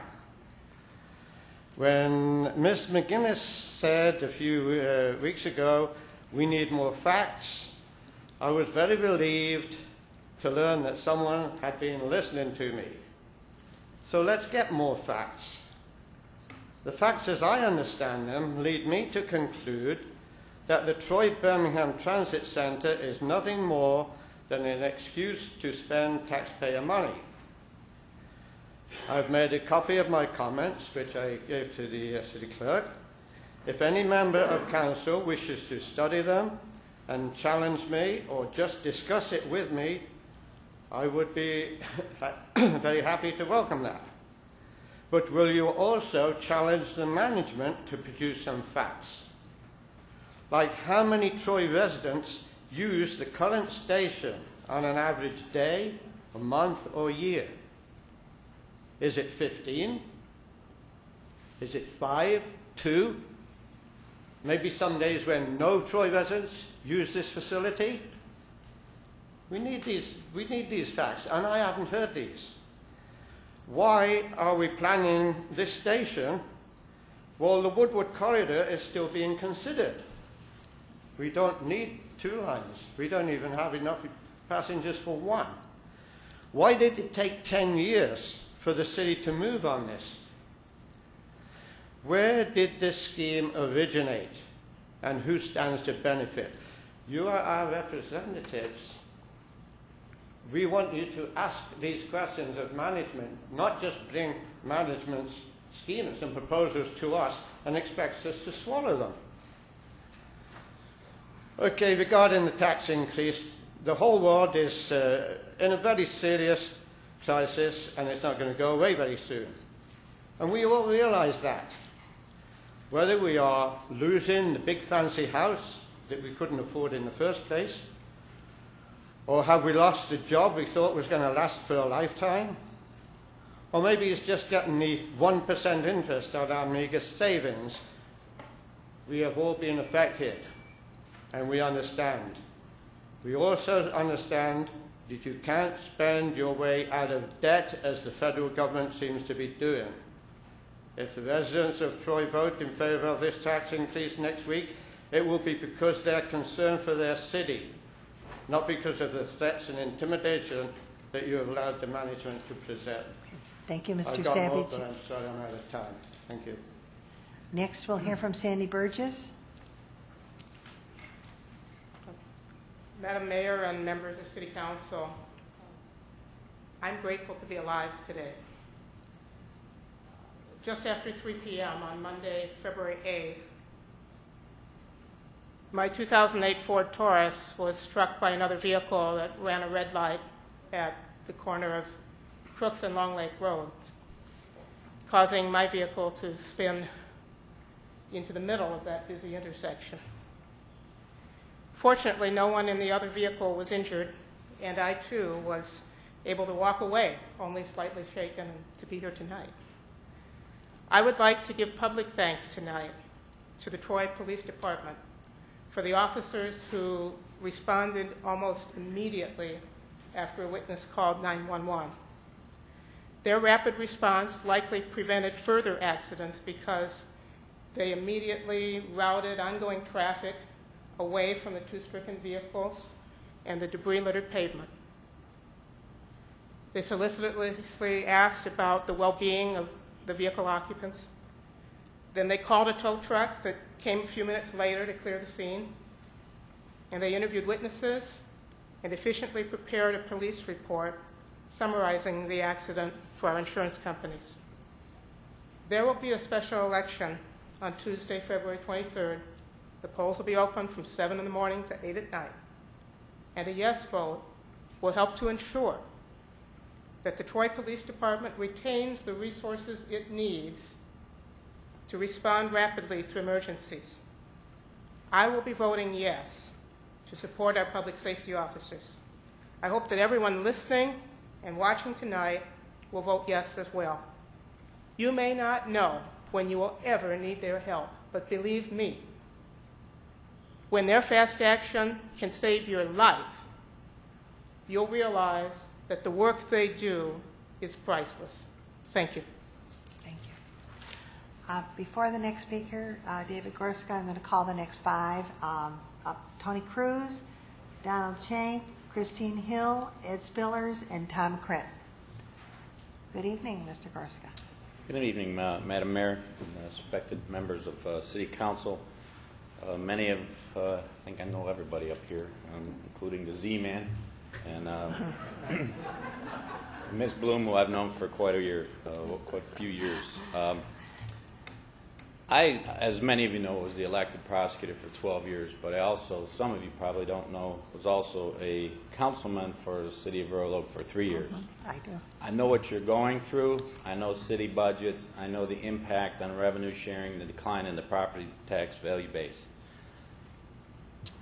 I want to speak a little bit selfishly, and I'm also been a Troy resident for about 15 years, and I chose Troy for a reason.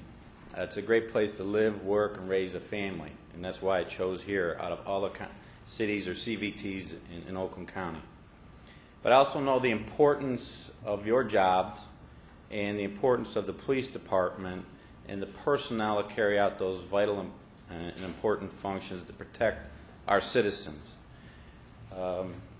There's also a reason why, as we've seen here tonight and I've read, and there's signs all over the city.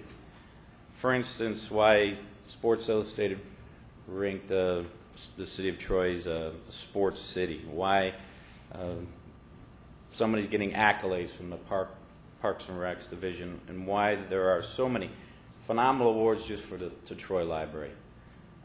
That speaks for itself. But it doesn't happen without a safe community and early response times. And I can state to you, as a 12-year tenured Oakland County prosecutor, that Troy Police Department, and I'm not making this up, Troy Police Department was one of the most respected and revered departments in this county. They can ill afford a reduction in staff, and I worked a long time and side by side with Mr. Slater. They can ill afford reduction in services. A reduction in services means a reduction in response time. Go to the city of Pontiac. One of my last meetings I had with the city of Pontiac, Dave, there are going to be some crimes we're not going to be able to respond to. I said, what do you mean? You have a statutory obligation to protect citizens. We don't and won't be able to, Dave. Now, I'm not comparing Pontiac to Troy. That's not fair. But the response time, we've heard several stories this evening about how important response time is. Not only when someone's breaking in your house, but when somebody's trapped in a car because of a drunk driver or something and they need to get out, response time is vital. Response time will be impacted. And I know, the financial times are tough in the private and public sector, but I think a reduction, a potential reduction in police personnel has disastrous consequences. I implore the citizens of this city, stand by me and vote yes. I plan on voting yes. I do not want the quality of living to be impacted here in the city of Troy. My family and your families may depend on it. Thank you. Thank you. Tony Cruz is our next speaker. Good evening, Madam Mayor, City Council and staff. You all know me, Tony Cruz. My family and I have made Troy our home for the past 16 years. Ladies and gentlemen, this is not a referendum against our outstanding police or fire departments. This is a referendum coming up a week from tomorrow against poor management, against marginal management. It appears that every possible trick is currently in play to deceive the public into two specific trains of thought. Number one, the highly debatable idea that we'll lose all manner of essential services if this millage fails to pass. And number two, the false premise that this millage increase will amount to a proverbial drop in the bucket. Neither of these notions are defensible, and yet recently another op-ed was published, this time by one of our own employees, and it is, in my opinion, particularly misleading. The item I'm referencing was written by Nino Licari, our city's own assessor, and was published in several places, but most notably in the February 1 edition of the Oakland Press. Mr. Licari's missive amounts to an odyssey through a dense jungle of percentages, averages, percentages of averages, percentages of percentages, and assumptions, all designed to create the illusion that this proposal costs little.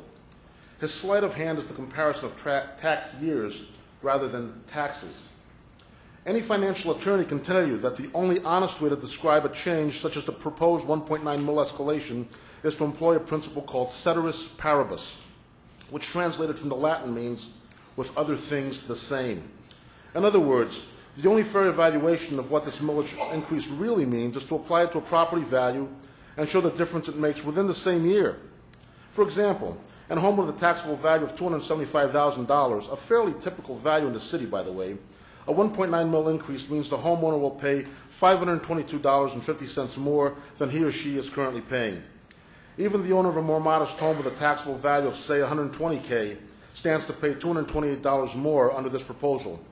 These real-world figures are in stark contrast to Mr. Licari's theoretical average of $38, which is the tax difference between two adjacent calendar years. No mention is made of the fact that the difference in tax with versus without the millage increase will typically amount to hundreds of dollars in any tax year. The $38 is simply the theoretical difference between 2010 and 2009. In an economy with any level of parity between the supply and demand sides, we should at least enjoy the side effect of paying hundreds less in property taxes, not a dime more, and certainly not $38 more. Mr. Licari's letter highlights the assumption of decreasing property values coupled with the optimistic assumption of a millage approval in order to dilute its true effects. He's basically implying that it's wrong for the City of Troy to receive less revenue just because our property values are losing. Well, I have news for all of us. It's right, it's proper, and fitting for any city to receive less revenue when properties lose value. It's called sharing the pain in a fair and even-handed manner. The scare tactics being used by this city to sway next week's election are akin to two wolves and a lamb voting on what's for dinner. Many of us understand and accept the fact we'll pay more property taxes to the City of Troy when our property values indeed rise. Until then, this city does not merit an additional cent of our hard-earned money. Okay, thank you, Mr. Cruz. Your time is up. No, Just we have one closing comment. No, sorry. You went over anyway. Thank you. Thank you very much. I'm doing the same for everyone. Donald Shank. Madam Mayor, members of the City Council, my name is Donald Shank. I'm a resident of the City of Troy and have been since 1994. First, kudos to city management. They are a highly objective and professional staff. We are privileged to have you as stewards of the day-to-day operations of the city. You are the gold standard. Recently, I attended the Forum at Faith Lutheran Church, and during the course of that evening, I saw city staff work through a myriad of questions, very deliberately answer them after having first set the stage for the discussion by a reconciliation of all that they had done in the last several years in order to impact the expense side of the Troy budget, the Troy balance sheet. In the next week, we'll all need to finalize our individual thoughts about what we choose to do about this question of the millage. While much has been said about assessed value times rate equaling taxes, and while some seem to confuse value with absolute value, much also has been said about the record of safety of our city and its quality of life. We need to disperse with rhetoric. We need to disperse with posturing, and we need to disperse with fear-mongering. Now is the time to think of one and only one issue. Simply put, it is about providing you, Mayor, members of City Council, members of City staff, the tools and flexibility you need to ready Troy for the time when the overall economic decline is reversed. And that will happen because if there's any one truth about depressions, it is that they all end. This recession, this depression, whatever you choose to call it, will come to an end, and we must be in a position to react. Absent the fiscal and budgetary flexibility the millage proposal seeks, you are nearly certain to be presiding over a remarkably different city than you are today. And that remarkably different city will show itself in 2010, 2011, and 2012. So I urge all to consider carefully their vote next Tuesday. It is about Troy over the next 5 years, not just this year or next. I hope all will cast their votes with this realization in mind. Remember that in times of great decision, it is time to think more of the common good than individual needs. The proposal before us provides safeguards to positively impact the revenue side of our balance sheet while concurrently addressing the expense side. A no limits flexibility while a yes provides for the future. I'd ask all to consider the relationship between sound city government, the draw to the city, and the future of those who cannot vote, our young men and women who are anxiously watching all that we're about to do. Thank you. Thank you. Next, we'll hear from Christine Hill. Good evening, Madam Mayor and Council. Everybody likes a good bargain. I believe one of the biggest bargains for the people living in this fine city is this fine city. We have a professional, prudent, and forward-thinking city administration, a fine level of service, and a safety rating that's extraordinary. According to CNN Money Magazine, Troy is one of the best places to live in the nation. Add to that our low millage rate, which will remain one of the very lowest in Oakland County, even with the 1.9 rolled in. Why in the world would anyone vote against it? I have attended several informational meetings and have gathered data that only serves to reinforce my intention to vote yes on February 23rd. At the town hall meetings, Mr. Zerleg and department heads have answered citizens' questions honestly and openly. They have been aware for some time of an impending financial crisis and have taken steps to institute cost-cutting measures and lay out plans to deal with the situation in a pragmatic and efficient manner. We as voters must be equally pragmatic. Last Sunday afternoon, I attended a different kind of meeting that was held at a local coffee shop and had been advertised as a show-and-tell information exchange. What it turned out to be, however, was a small but raucous rally of millage hike opponents. Rational discourse soon eroded, and it appeared that the attendees had a major issue with government in general, and the city of Troy happens to be a convenient target. An audience member questioned the presenters and asked if they feel Troy is poorly administered. What city should we use as an example to emulate? After some thought, the answer came back that we'd have to look outside of Michigan. I guess that means that Troy actually is the best run city in the state. The question I kept wanting to ask is, if you have such a huge problem with how the city functions, why do you live here? Compare a number of city employees with that of other same-sized cities. It's lower. There have been staff reductions more than 60 in 5 years, cost savings there. New employee pension plans were replaced with 401 plans many years ago, and furlough days have been implemented, creating more cost savings. What would not be a good bargain for citizens is if they have to join a neighboring library if ours closes, if they have to look for a comparably priced gym, not going to find it, then our community center, or a facility for seniors and kids' recreation programs. If our safety rating goes down, our homeowners' insurance premiums will probably go up. Our police and firefighters stand ready to serve and protect at any time of the day or night. One morning at 5 a.m., my husband awoke with chest pain. He had had a heart attack several months prior to that. I dialed 911. I ran downstairs to unlock the front door. Within a couple of minutes, there was a Troy police officer coming through that door, and I said, "I can't believe you got here so fast." His answer to me was, "I was right around the corner."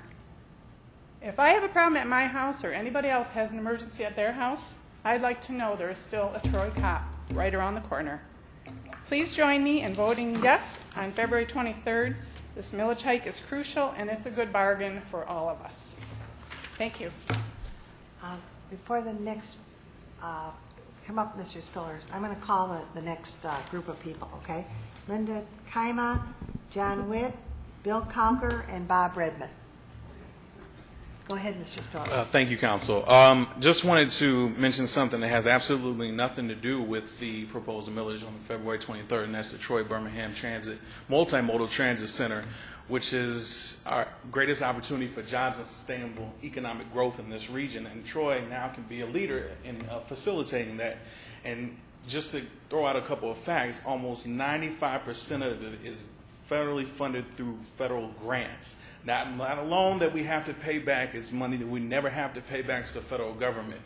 The Woodward line has one purpose, to go up and down Woodward. The Multimodal Transit Center has a multi-purpose: taxi, van service, bus service, private business growth. For every dollar that we invest, $8 comes back into private business investment. Now to what has to do with the transit, with the proposed millage on the 23rd. Acting on my duty and being involved in the community has allowed me to see and speak to individuals from all over the metro area. When I tell them that what I'm fighting for, they say, "Yeah, I heard about that Troy millage," or "They might close that library, won't they?" And I tell them, not a chance. We have a strong coalition of leaders, residents, and the very people who go to work for this city that are spreading the word that political partisanship and tax fighting at the sacrifice of the stability of this city will not happen. That demonizing Troy government and the very people they call neighbor who work for the city is a spirit we will not tolerate. that some who are aligning themselves with a national agenda to score political points at the mercy of a city, her people, and a brand will not be allowed, not on our watch. So I ask everyone in the sound of my voice, both here in the chamber and at home, to do two things. Open up your new tax assessment for the year, or simply go to the Troy website and put in your address. And then look at the savings. Breathe a sigh of relief first. Almost everyone in the city of Troy will get a significant reduction. Think about what bills you might pay or how much you will save. Do that, because you deserve it. Then do me one more favor. Think about the city which has made cuts and reforms 5 straight years. Think about those who work for the city that have made sacrifices in their own livelihood because of the economy, agreeing to income decreases and even making difficult personal household income decisions just like you and me. Do we really want to hurt them twice? Or could we spare what amounts to one trip to the movies to keep our city safe, keep our library open, keep people employed? It seems so simple, as the opposition would tell you, that simply laying off people will get us on budget. Not only is that incorrect, but lest we forget, those are real people behind those numbers. Real people. So, please vote yes on February 23rd to keep our Troy safe and open to everyone in this city and those who choose to come to this city. Thank you. Tom Krent is our next speaker. Evening. My name is Tom Krent. I'm a 31-year homeowner in Troy. My message is to the voters in Troy. This whole tax issue is about looking at the simple math required to calculate your taxes and deciding what type of city you want to live in. Your taxes are a product of only two things: the taxable value of your house and your total millage rate. All you need to do is multiply your 2010 taxable value by your total millage rate. Your total millage rate is the sum of all summer and winter millage rates with and without the 1.9 mil increase. To compare the taxes you paid in 2009 to the taxes you will pay in 2010 with and without the added 1.9 mils, you need to do this simple multiplication. Or, easier yet, as our city assessor showed earlier, you can go to the city website homepage, click on Property Tax Estimator, type in your address, and see what you'll pay this year with and without the 1.9 mils. The bottom line regarding the total tax bill for the average homeowner is that the drop in your taxable value will more than offset the increase caused by the added 1.9 mils. The result is the average homeowner's total tax bill will drop in 2010 even with the 1.9 mil increase. Now, we have all witnessed or studied how fringe groups of people have determined the fate of thousands and sometimes millions of people by leading them on a self-destructive path through the use of propaganda. The latest local effort is by the group Troy Citizens United. They have touted that your property taxes will increase by 29%. It's just not true. Here's your choice. Do you believe Troy Citizens United with their 29% tax increase propaganda? Be mindful that this group does not calculate your taxes. Or do you believe the city assessing department that has demonstrated using math as opposed to propaganda that the average 2010 total property tax bill will be lower than the average 2009 total property tax bill, even with the 1.9 mil added? Again, be mindful that the city assessing department will calculate your taxes and mail it to you. I'm voting yes for the 1.9 mil increase. I want to keep Troy the wonderful place that it is. Linda Kaima. Good evening, Madam Mayor, City Council, staff. I read recently that conservatives are angry, but not in a constructive way, such as when we get angry at some inefficiency and take positive steps to fix it. They're angry because they're afraid, and they're afraid because they would rather lie to themselves than face the facts and fix the situation. I've been told I must vote no because I'm a Republican. To quote one of the Troy Citizens United members, Republicans do generally prefer less government and lower taxes. While that's true, Is the definition of a conservative Republican one who mindlessly bleats no new taxes and assails anyone who won't chant along? Or is it a legislator who prefers spending cuts and trimming fat to raising taxes, but won't close the door to taxes if they're justified? Don't let political groups do your thinking for you. Don't let a board that has no Troy residents sway you. This millage should not be a partisan issue, but rather one that the community cares enough about to learn the facts and see what is in jeopardy. You owe it to yourself and your investment in Troy. The bottom line is we have an issue and it needs to be addressed. President Reagan, a Republican, was a man of reason and responsibility. That's why he too raised taxes at a time when the country was in a similar situation. Faced with opposition as we are today, we can all see the positive effect that had on the economy. The amenities in danger are cost-effective ways of offering programs and keeping our children off the streets. But my question tonight is, what cost do you put on safety? A highly effective police force is a proven deterrent to crime. In communities where the police presence is cut, crime increases, the community becomes a less desirable place to live, and property values decline.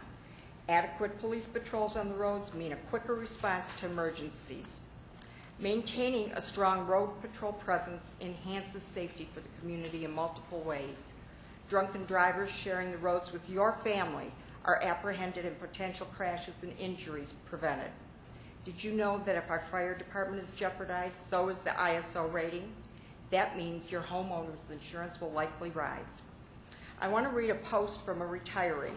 She says, I have life experience behind me that has taught me what is important, and giving during trying times is a true indicator of a person's character. If you have a city you are proud of and want to keep it, you will need to vote yes. Otherwise, you can thank those who think more of their wallets than their neighbors and live in the city they created. This is a millage for 5 years. Look at it as an insurance policy for the city for the next 5 years.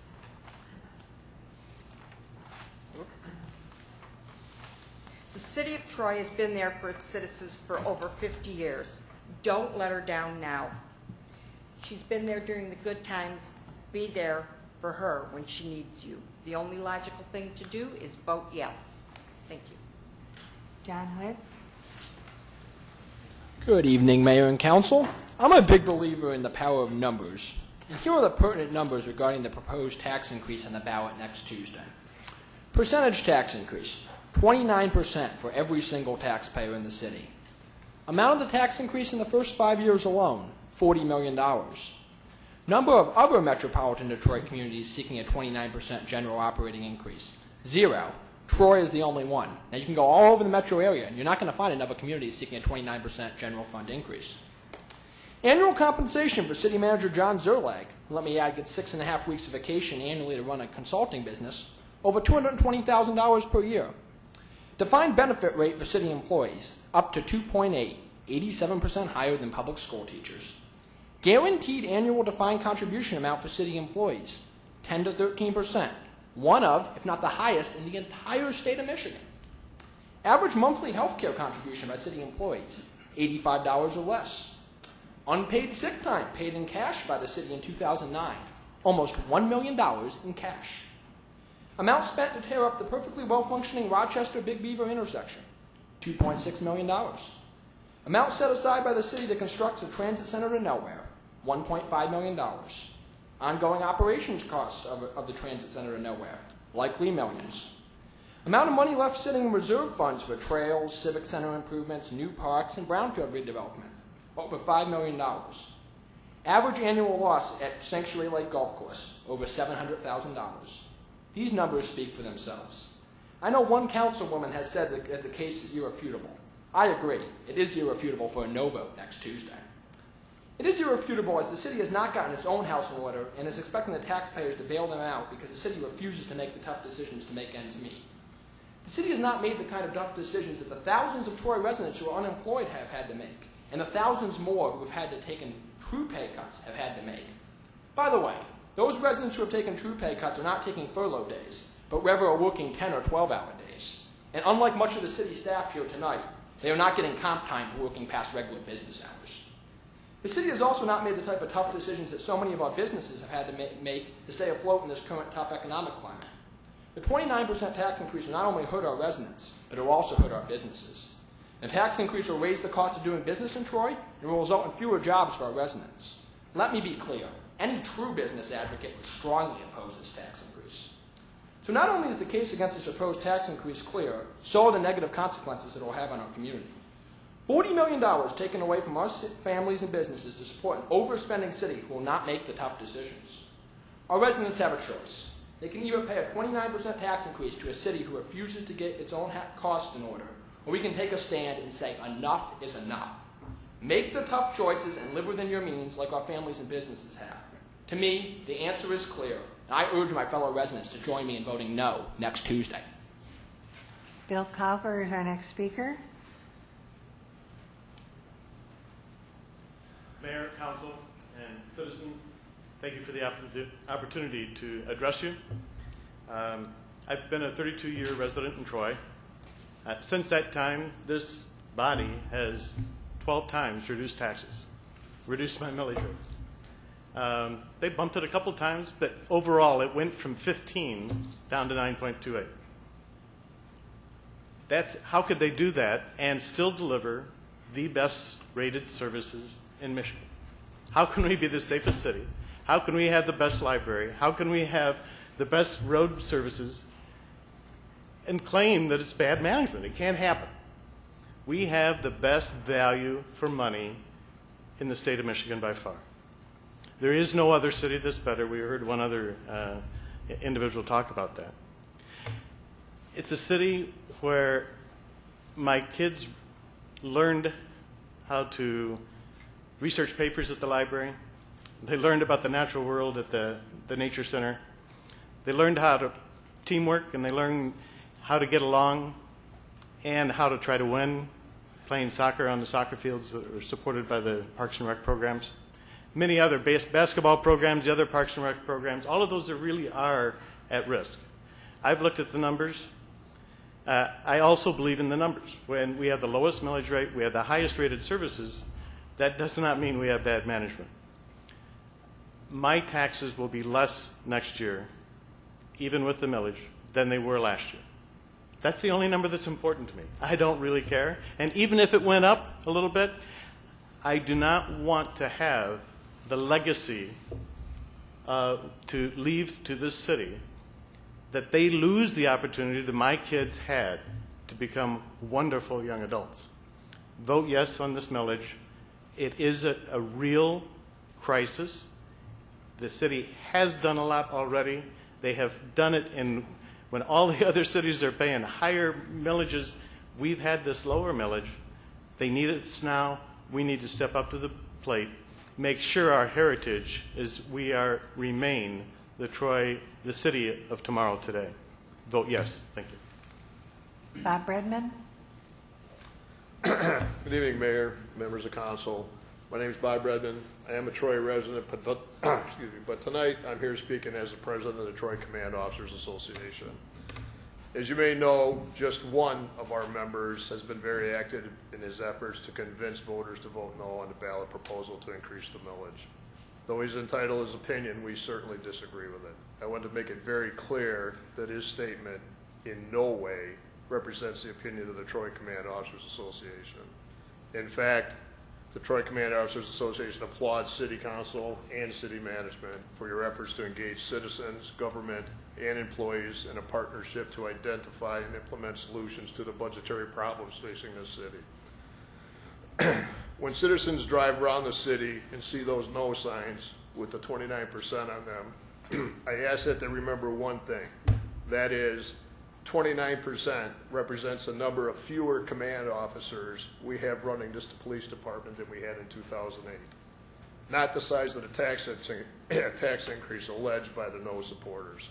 That 29% number more accurately reflects what I am saying than what they are saying. At one point, we had 36 command officers. As of today, we are down to 25, with one more scheduled to retire very shortly. This is not good. This is exactly what most citizens are concerned about, and this has already occurred. Citizens are voting yes to retain police services, that are already being diminished. This needs to stop. The Troy Command Officers Association has worked with the Chief of Police to flatten out the organizational structure of this department. Its impact resulted in all command officers taking on more duties. Our current level of staffing is several shorter than we'd like it to be, but we are getting by for now and working hard at it. Other city departments are doing the same as we have done. It's hard on them too. The organizational culture of the police department expects that its employees do what is right. Most TCOA members share this philosophy. We strongly believe that a yes vote is what is right for our community. We will continue working very hard on our own time to get that message out to the citizens of this city. I assure all of you sitting here that the Troy Command Officers Association fully supports you and is committed to the idea of keeping the city of Troy safe, a desirable place to be, to live, to work, and to play. Thank you, and good luck. Thank you. That's the last speaker that signed up. We're going to take a 10-minute break, 9:30.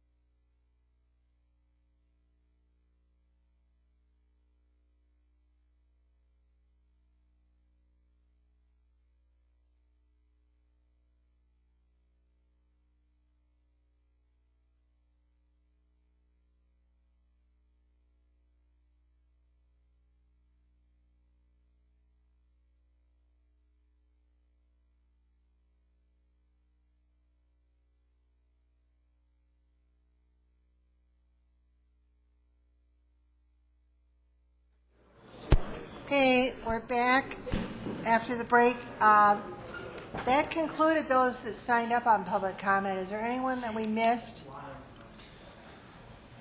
Yes, sir. Come forward to the mic. Give us your name. I didn't have your name.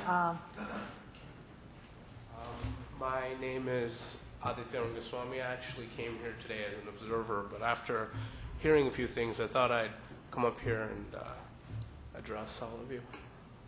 I mean, one thing I noticed about a lot of the things I heard today, it was really a lot of mudslinging, whether it be, you know, about the statistics, bashing the statistics, or whether it be, you know, talking about all the sentimental appeals that are out there. And I truthfully can understand both sides.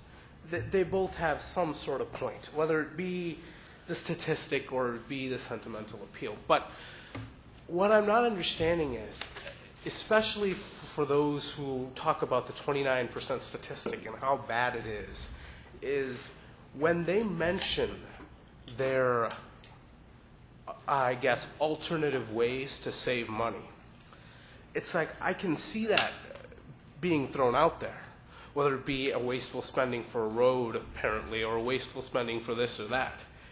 But when push comes to shove, they're just, you know, stating it, and I don't see them acting upon it. If there's such a base for that certain idea, for that ideal to get out there, why aren't they acting upon it? That's what I don't understand. You can talk all day, but that's not going to get you anywhere, especially with serious issues like wasteful spending. That's what I feel like. And after hearing the arguments today, it seems to me like the millage isn't a bad idea, because frankly, if we do have such a low rate of 9%-ish, and we're just increasing it about 2% for 5 years, that doesn't seem like such a bad way of going about things. I don't know. It's just my opinion. But frankly, for those who oppose this, I want to see more out of them instead of just pointing fingers at the Z-Man. All right? I want to actually see them, you know, give better concrete ways to actually help the city of Troy. The goal of any city is to prosper, is to flourish, and is to support the people. That is the goal of every city in this nation. And if that means that my parents are going to have to dig into their pockets a little bit, I'd be okay with that. And I'm sure they would too. And as long as it's not a forever thing, which it's not, it's 5 years, that's fine. And these are just my thoughts and my opinions.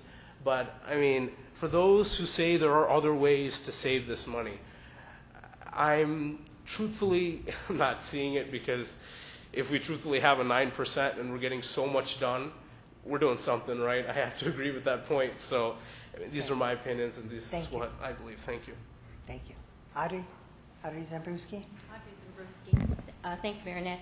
I was just wanting to make a couple comments. First of all, with the National Children of Alcoholics Week proclamation was made, if we worry about the children so much, I'll tell you what, we drank in our house sociably, and we had guests. But my kids never drank. They never had drinks. They didn't do that stuff. But they had a home that they could bring their friends home to. We give everything to the kids today. They have a place that they can run out and have great times and everything. We've got a community center where they could go there. Why do we have to have a Boys and Girls Club at the same time? That's kind of taking money from both places. I mean, I heard the budget report, $32,000 given to them. They have all these dinners for it. To me, I think that's wrong. I also, if we're worried about the alcohol, why are we giving more liquor license out, especially to gas stations? I went past the gas station on Square Lake in Livernois, and you should have seen the kids hanging around there. Now, I can't say they went in there and got drinks or anything, but they were all smoking. But they pool around where you can't see what they're doing anyway. So we're giving liquor license now to gas stations, which I thought that was one of the rules that Troy said they would never do. Now we're giving to a family business, which Ramshorn was a family business. There's a lot of kids that hang out at Ramshorn. I go there and later in the evening and have coffee, and you see a lot of kids in there. Sure, you'll see police come in there for their late dinners, something like that. But I just feel like we're giving out more liquor license, but yet we're saying, hey, let's not have any more drunk driving. Let's not have this. Well, let's not hand out the liquor license like they're free candies or free suckers or anything like that to anybody. And I got to say something to you, Mayor. I got an email from a 90-year-old, and you might know her, and so I'm not going to say her name. But she did turn around and say to me, I timed the people that were the yes votes. And she said, do you know that more yes votes were given longer time to talk, but not the no votes? And so I'm here to say what she said to me, because she's not going to come out here. I took her out for Valentine's Day for coffee and the sandwich, but she did say, would you say something? Now, I think she wrote a letter to Mr. Zerlach. She told me she was going to because she called me and asked me, how do you get in touch with him? And I said, well, here's an email address. So I sent it to her. I said, write it to him. He'll take care of it. But I noticed today the yes votes were going longer. Just want to tell you, treat both the same. Is there anyone else that wishes to speak on public comment? Seeing none, then we'll go on with our agenda. Council, did you have a question of clarification? Who, I don't know who's first. I'm hopeful since it's 9:49, we're going to get that part done and then get the rest of the agenda done. But go ahead. Yes, who wants to go first? Councilman Slater. Mayor, this is the third meeting in a row that a gentleman has come forward and said that everybody in the city is getting a 2.5% pay raise. Once again, could we address that issue? And I guess he won't be back again because this is probably the last meeting, but this is 3 in a row for this gentleman. So, in fiscal year that we're in, fiscal year 2009-2010, no employees received a pay increase. In fact, I have negotiated 2 letters of understanding, one with the Troy Command Officers Association, one with the Troy Fire Staff Officers Association, and they both have agreed to essentially what amounts to a 2.5% cut in pay this fiscal year for 2009-2010, as well as 5% beginning fiscal year 2010-2011. That's a total, if you add the 2 together, of about 7.5% reduction in the city's payroll costs for those 2 employee groups. Additionally, we did have meetings with our exempt and classified people. Although they don't have any voting rights per se, I did indicate that I would get their input to see how we could save costs for the city. They have also agreed to the equivalent of a 2.5% pay decrease this fiscal year, which would essentially expunge the 2.5% increase they had for 2008-9. And then beginning in July 1st, 2010 for fiscal year 2010-11, it's going to be the equivalent of a 5% pay decrease. These are all in the form of days off without pay. They can either take a furlough day, they can take an unpaid holiday. Any way that's up to their department head is fine with me as long as their payroll costs reduced by that amount. In addition, what we have on the agenda this evening is a proposed contract extension with AFSCME and other 100-plus employees that essentially has the same format. The result would be a reduction in payroll of about 2.5% this fiscal year and 5% next fiscal year. We're also opening up for AFSCME and the classified exempt personnel, and any time a labor contract opens up, ways to reduce our hospitalization costs. Thank you for answering that. I know on an agenda item on H5 we have the ratification of the contract with AFSCME, and I'm very pleased that that occurred, and it showed that the employees understand the gravity of the situation. And for the approximately 80 employees in that bargaining unit to open up their contract, that's significant. Yeah. Councilman Kerwin? So the example that was given by the same speaker, 2.5% times 15, isn't applicable at all, considering that the 2.5% is now minus the 7 and all of the other things that you were talking about. That's correct. The other thing that he brought up again was the idea of a fountain. I don't know if you... Mark Miller, our assistant manager for service division, is more familiar with that project than I am, so I'll have Mark respond. Simple answer, there is no $1 million fountain.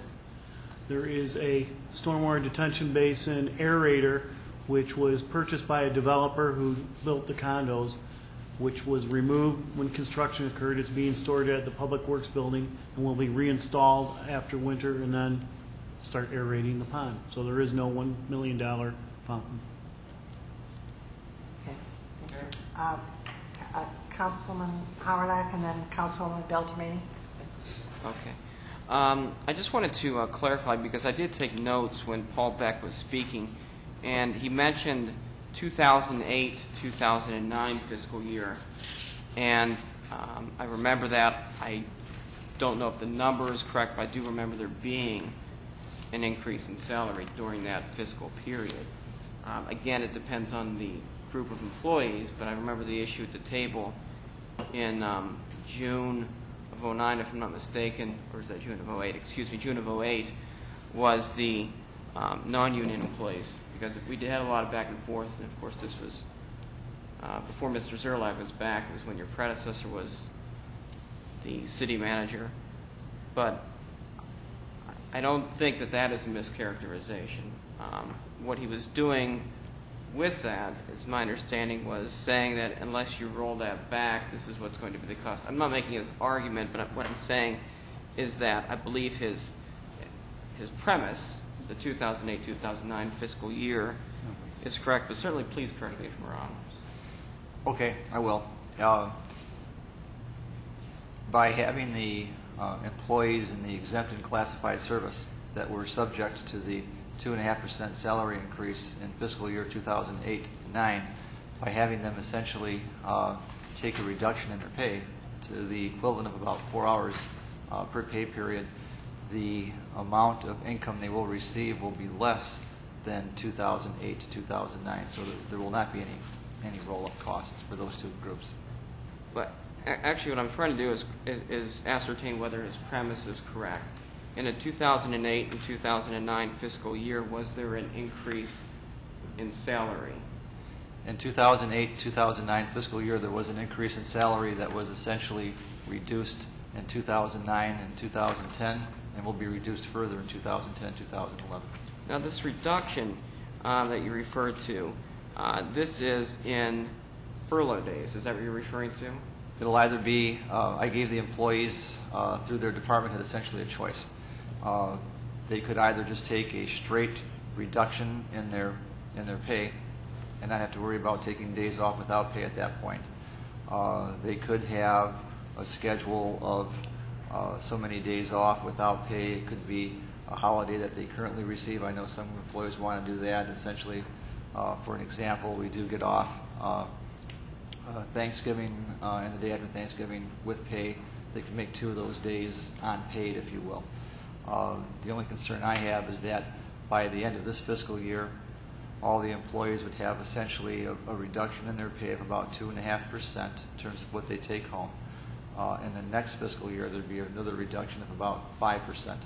I indicated early on when I forecasted a 5-year trend with the help of my staff that I would be seeking approximately $2 million in concessions beginning fiscal year 10-11. I was fortunate in talking with the employees when I brought this matter to their attention that we would start taking reductions in the current fiscal year that we're in. The question that I have for you, Mr. Zerlag, is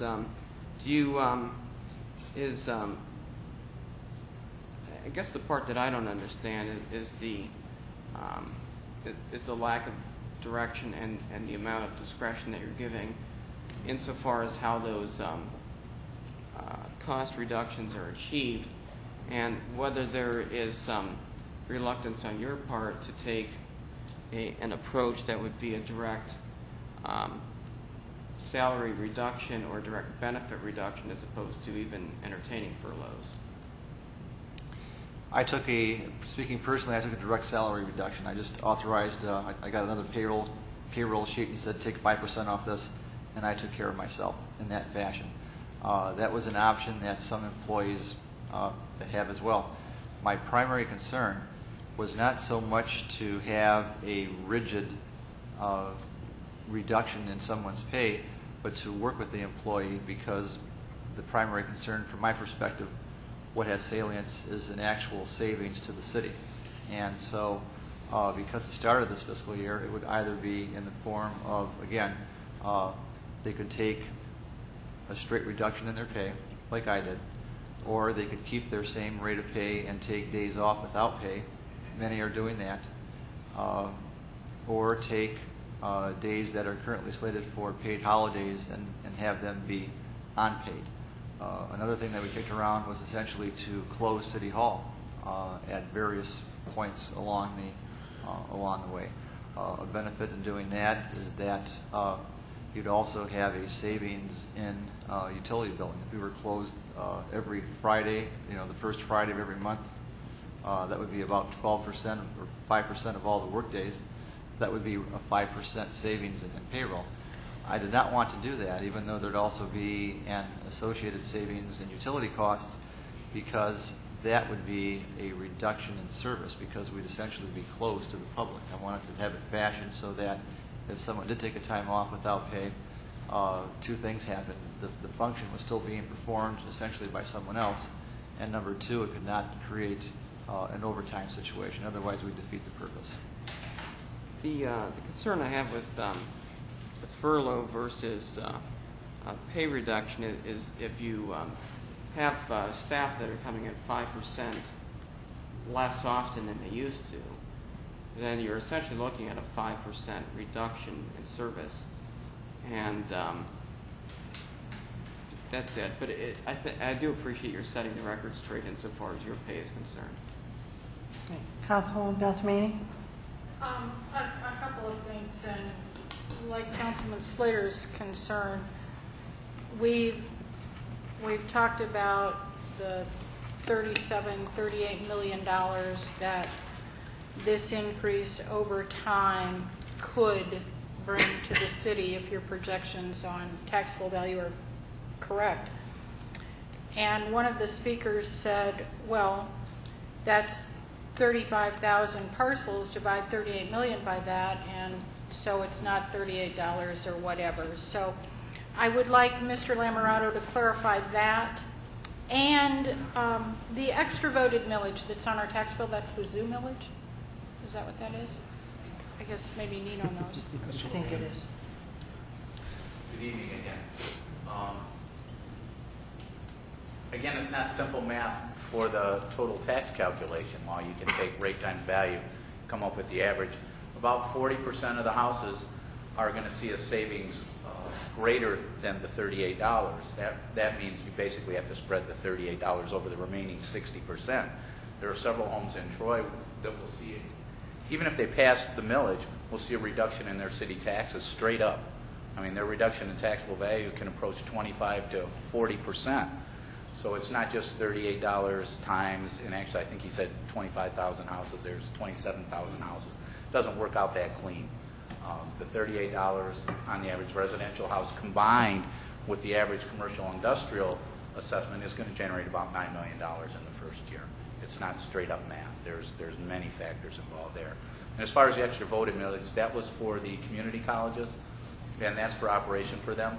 And they did get a vote on that. It is subject to Headley. They're not at their maximum levy, but again, that's a community college levy there. And they have a separate debt levy. They're one of the few entities that has that. ISD doesn't have that. ISD is a straight up millage for operations.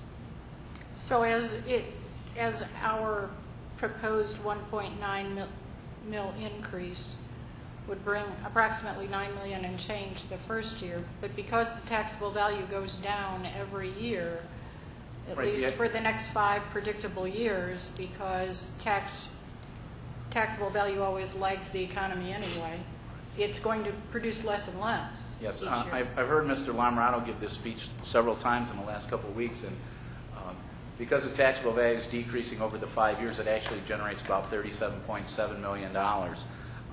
Coupled with that would be you'd add in back the expenses, the $22 million that we're in the hole right now, and plus the attendant expenses for those, it ends up being a $39.9 million cost. So even into the fifth year, we're $2.2 million short with the $37.7 million that the 1.9 mils would generate. Because the $22.5 million hole was with the library closed, the nature center, the museum, and the community center. And for those who don't believe those venues will be closed, I would say, and I voted against the brochure, but the majority of this council passed that brochure. And that brochure stated very clearly those venues will close. I have another question, though. Mr. Zerlag, your salary came up again. And I'm holding in my hand, and I'm sure you've seen this, the Mackinac Center reviewed your salary on behalf of Troy taxpayers. And they're a pretty conservative think tank. Do you know what they said? Yes, I do, because I was contacted by the Mackinac Center last week, and they put out a publication that's called Reality Check from the Mackinac Center. And if you like, I can read it. It's about 3 paragraphs long. Please. It says, Troy Millage Facts. This again is a reality check put out by the Mackinac Center. Troy Citizens United has a website to support the group's effort to defeat a proposed millage increase on the ballot February 23rd. Oh, excuse me. Wow. Under the section on the website called Troy Spending, the site asks, what is Troy's government doing now? Well, it's wasting and spending your tax dollars. The site posts the salaries of the Michigan governor, $177,000, Oakland County executive, $176,147, and the mayor of Detroit, $176,176, in contrast to the Troy city manager's $225,000 salary, and asks why. However, that's an apples to oranges comparison. The salaries of the other executives being compared to the Troy manager are base salaries only. Troy City Manager John Zerlag makes $133,000 a year and also draws a pension, which boasts his total compensation to $220,000. Zerlag, 59, worked for the city of Troy for 22 years and retired before returning as the top administrator. Elsewhere on the website, the Troy Citizens Group acknowledges that the Troy manager's compensation does include a pension. For the record, Zerlag's base salary as manager was $140,000, but he voluntarily took a $7,000 cut in October. His salary is not out of line with those of other city managers in the state. Grand Rapids manager Greg Sundstrom makes $142,000 a year. Ann Arbor administrator Roger Frazier makes $145,000 per year. Birmingham City Manager Tom Marcus makes $159,000 a year. Bloomfield Hills City Manager Jay Cravens makes $110,000. I did round off to the nearest $1,000. I appreciate that, because yours does include your benefits, and those are straight salaries, even the Marcuses and the rest of them. So those were my two major issues from tonight. And going back to Councilman Harrelak's concern, and Mr. Beckson, and I, like Martin, made notes. It was 2008, 2009, but if you do it in round numbers, if you made $100 today and you got a 5% increase on that, that would be $105. If you take a 5% decrease on your $105, it is more than the $5 increase you got. So you ratchet back each time instead of up. So the $2 million is actually at zero and below at this point, and will continue to be that way as we ratchet back. Thank you. Councilman Kerwin, I believe you asked for the floor next.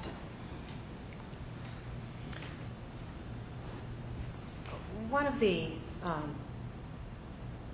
issues that came up today was someone who said all of these taxing entities will be coming before you for a tax increase, and mentioned many of the entities that you find on your summer tax bill.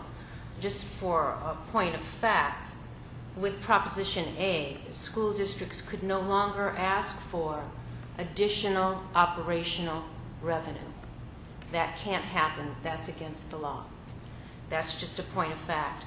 I applaud Troy School District having community meetings. They do need to grapple with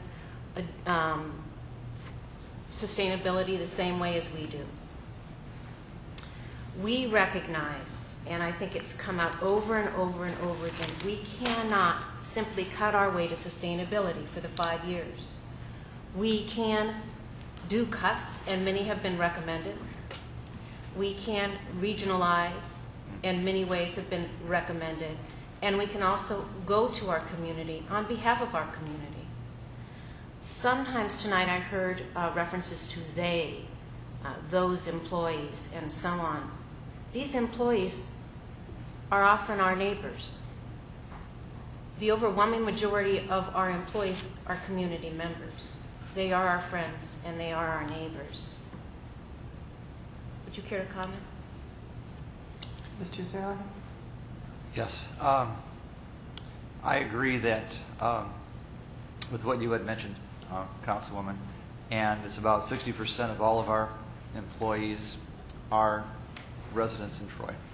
One of my employees, because I always talk, when this issue first came to light, I spoke to the major unions as well as to the classified and exempt personnel and spoke about a partnership. One thing that that came to me is there were and there are many employees that frankly are upset with me as manager because I did not propose a solution that would keep everyone's job. In fact, even if the millage passes, I'll have the unfortunate assignment, and it is unfortunate, to work with my top management people, essentially John and Mark, and restructure the organization by cutting about 90 full-time people out of it. What we're going to do is take a look at either consolidation of functions in-house, elimination of functions, privatization, and I'm sorry for the long answer, but I think it requires one. We currently have proposals in for an entire turnkey operation for the golf course, and we'll be deciding that very shortly for both golf courses. We have specifications out and proposals back in to perform the building inspection function on behalf of the City of Troy. Next, we're going to the engineering department, and we are working essentially with also a private sector consultant, Dick Carlisle. I've also spoke to two of my city manager colleagues because when we have interviews to take a look to see if we should streamline government with the private sector, I don't want to include the department head in that interview process. They can be present during the interviews, but to not be a raider per se, because once we get that information from the private sector, I'm going to turn around to the department head and say, can you match or beat this price? And so I wanted to have a clean break between the two methodologies. But again, it's going to be a severe reduction in the number of employees that we currently have now if the millage passes. And we're going again to look at every department before we finish. There's going to be an update, I think, that was asked for by Council March 1st. And we'll take it from there. But again, regardless of what happens, we're looking at reducing a very high number of employees. And one more thing. Councilwoman Kerwin? One of the early speakers did say, nowhere does it say that we will close these facilities, and you're absolutely right, Councilmember Beltramini. The informational form that went to every single resident said that clearly. Mr. Cruz recently said it's debatable whether these things will close. It is absolutely not. We saw that we could keep some of the quality of life facilities open. However, that would have been sacrificing even more members of our police department. That won't happen because of the importance of health and safety. The police, the fire, and the roads are things that we simply must maintain. Even with deep cuts in all three of those would have to be the priority for council. And I would imagine that the city manager should well prepare for a budget that would reflect both of those options. Specifically that the quality of life would be closed completely. Library, Park and Rec, our wonderful nature center, and historic museum, where our Eagle Scouts earn their badges. And that essentially is option one that I explained back in September. Any other questions from council? Councilwoman McGinnis? I just have a couple of points of clarification, and I was actually going to potentially bring up these questions when we were discussing H5, but I think that it may be appropriate in line with the comments that are being made about the millage. First of all, this would be directed to City Manager Zerlag.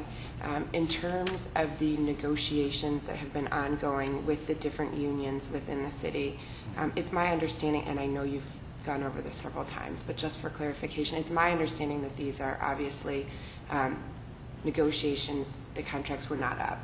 So these were decisions made by these unions to open them up in order to come up with terms that would suit the environment that we're currently in. Is that correct? That's correct, in particular with the command sectors of both the police and fire departments. Their contract expires June 30th, 2011. They both have rights to petition Act 312 arbitration. When I spoke to them and asked them for a partnership with the community, they could have told me to get lost, that they would see me in 2011, but they realized the importance of working with the community, and I'm grateful for being able to reach an agreement with them through those letters of understanding. With ASME, their contract expires June 30th. I sat down with, I think Mike's gone. I don't see him in the audience. Oh, there you are. Hi, Mike. And we sat down with Mike in a couple meetings and set the stage. I indicated I was essentially looking for, again, reductions beginning in January to reduce payroll costs for this fiscal year, as well as 5% next fiscal year.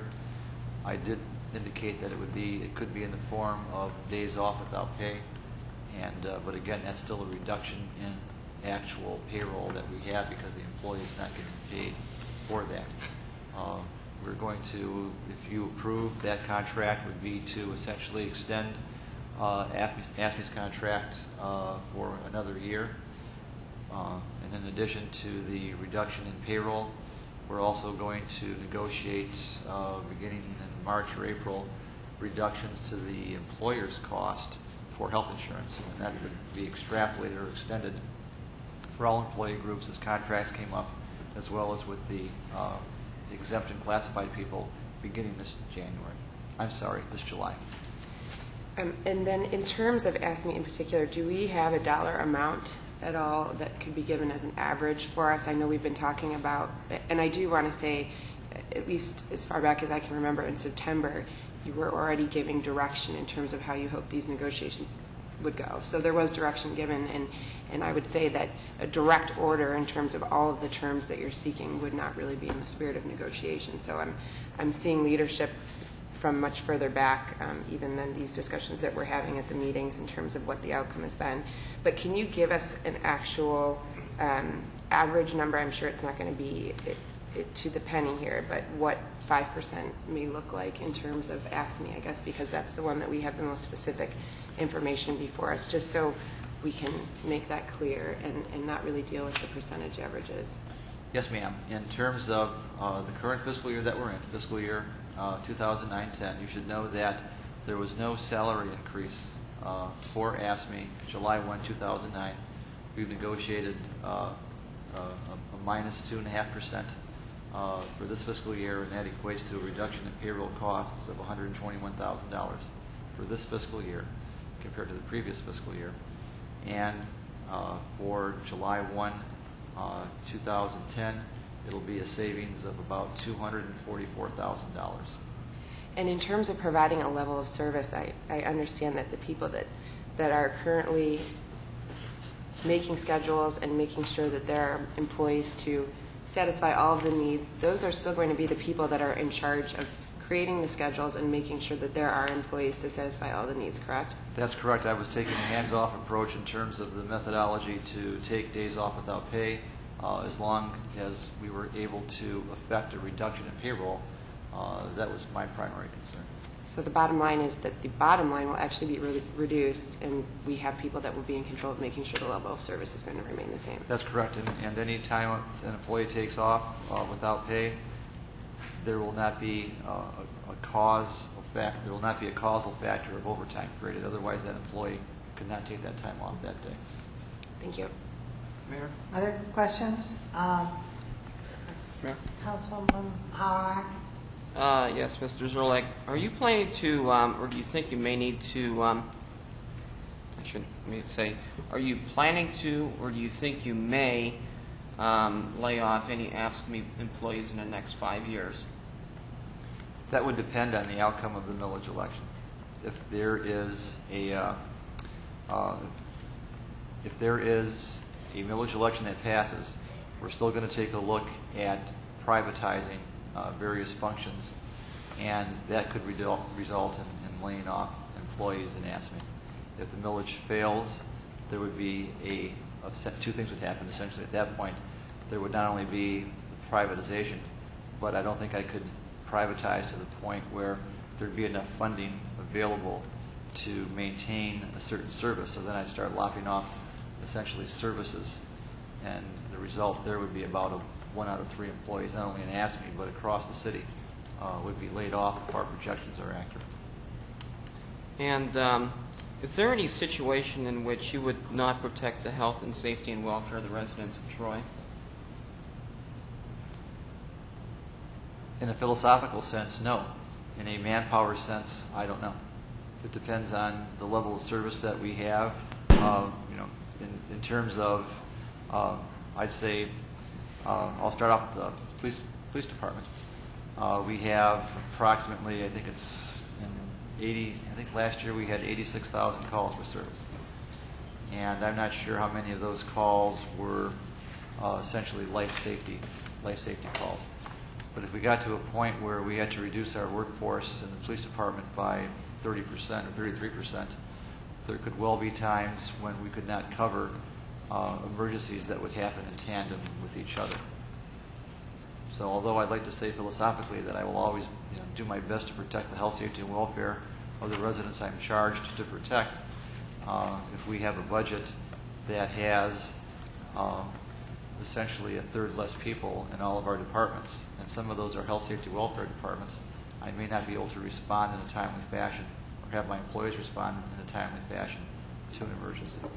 Now, do you see there, whether or not, regardless of the outcome of this election, there certainly is the possibility that the real estate market could recover, or it could be worse than your projections. So it could be better or worse than the projections. And in order to provide the necessary services, you may be in a position where we may be in a position where we need to consider things that we would prefer not to. For example, what considerations have been made to perhaps utilize the sheriff for enhanced services in the worst-case scenario? I have a study that was conducted by the police department in terms of cost efficiency of having the Troy Police Department deliver services as opposed to the Sheriff's Department, and I turned that study over to our consultant for him to comment on. I don't know if Chief Mayer is in the audience, is he? And the Chief can respond more eloquently than I can in that regard, because he was actually working on that project.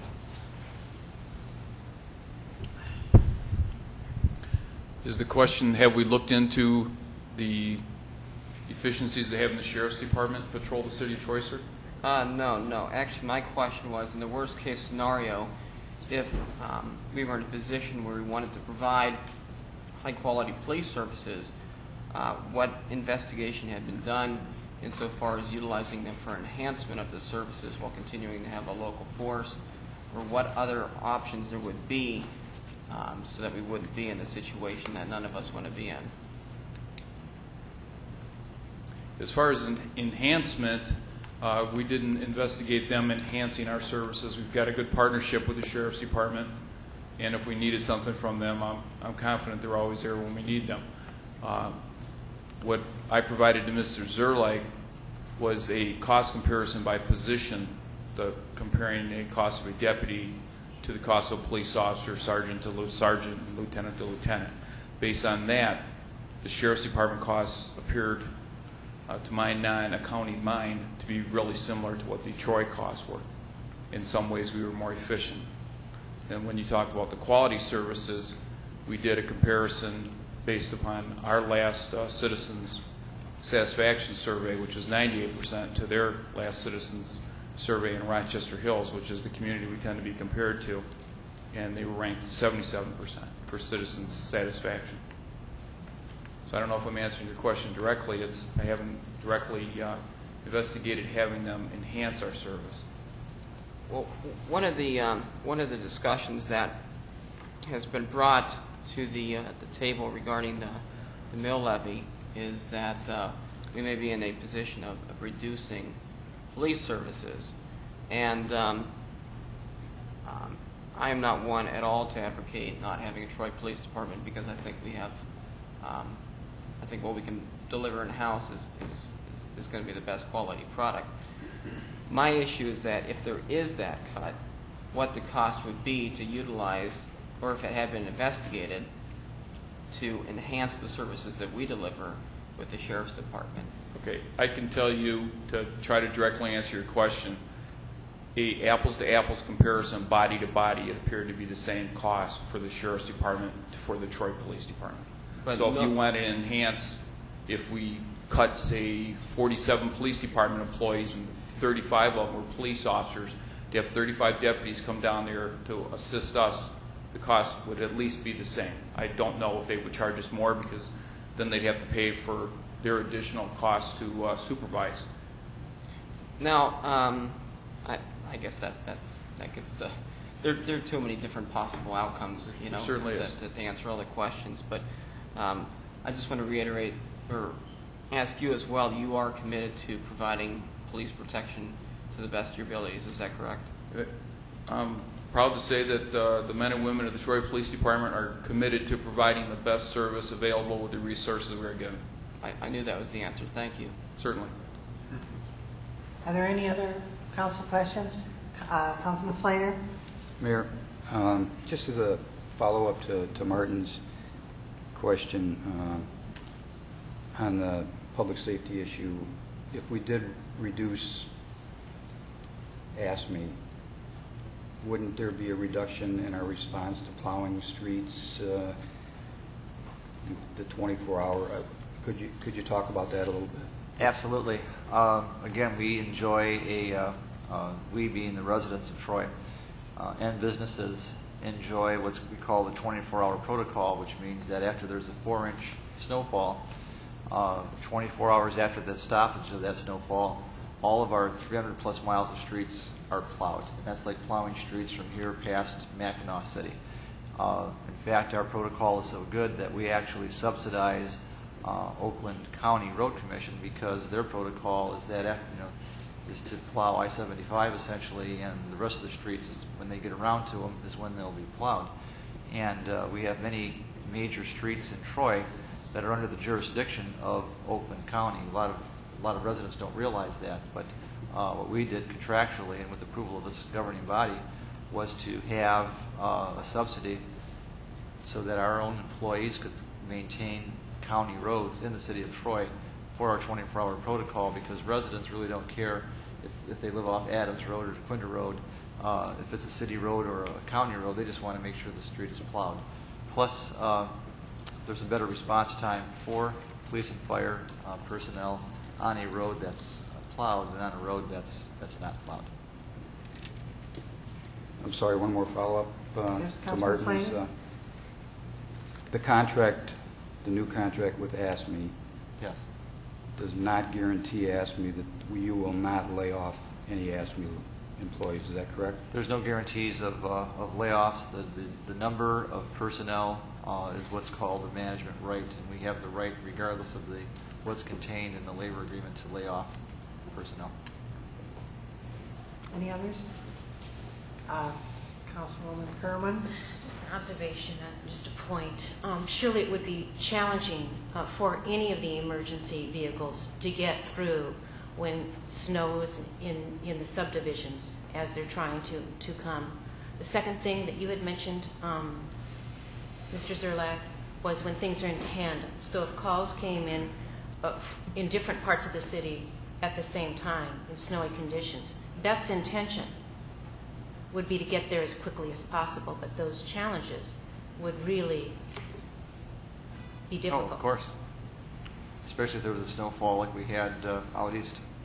And the third thing I just want to mention, and later on during council comments, I do want to talk about the police a bit, but two residents had really very moving personal experiences with the police. Again, our police force, many who live in our community, are highly motivated to get there immediately and take very careful care of our residents. There's not a meeting that goes by that I don't see in communications a letter or more written about the police. And I think that care comes because they are of the community and part of the community. The chief speaks often with great respect for the sheriff's department. However, for the interest of someone in a life-threatening situation, I'll go with a neighbor who is also a member of one of our police or fire units any day of the week. Just to expound on that point, if I may, one of the reasons that many cities go from an unincorporated area to an incorporated area is because they want their own police department. They don't want to be patrolled by a sheriff's department or by the state police. They want to have that control and that sense of community with the police department to be a fabric of their own community.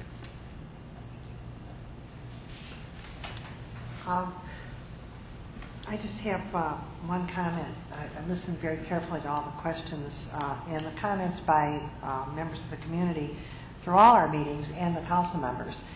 And I'm very appreciative of the thoughtful efforts that everyone has put into this.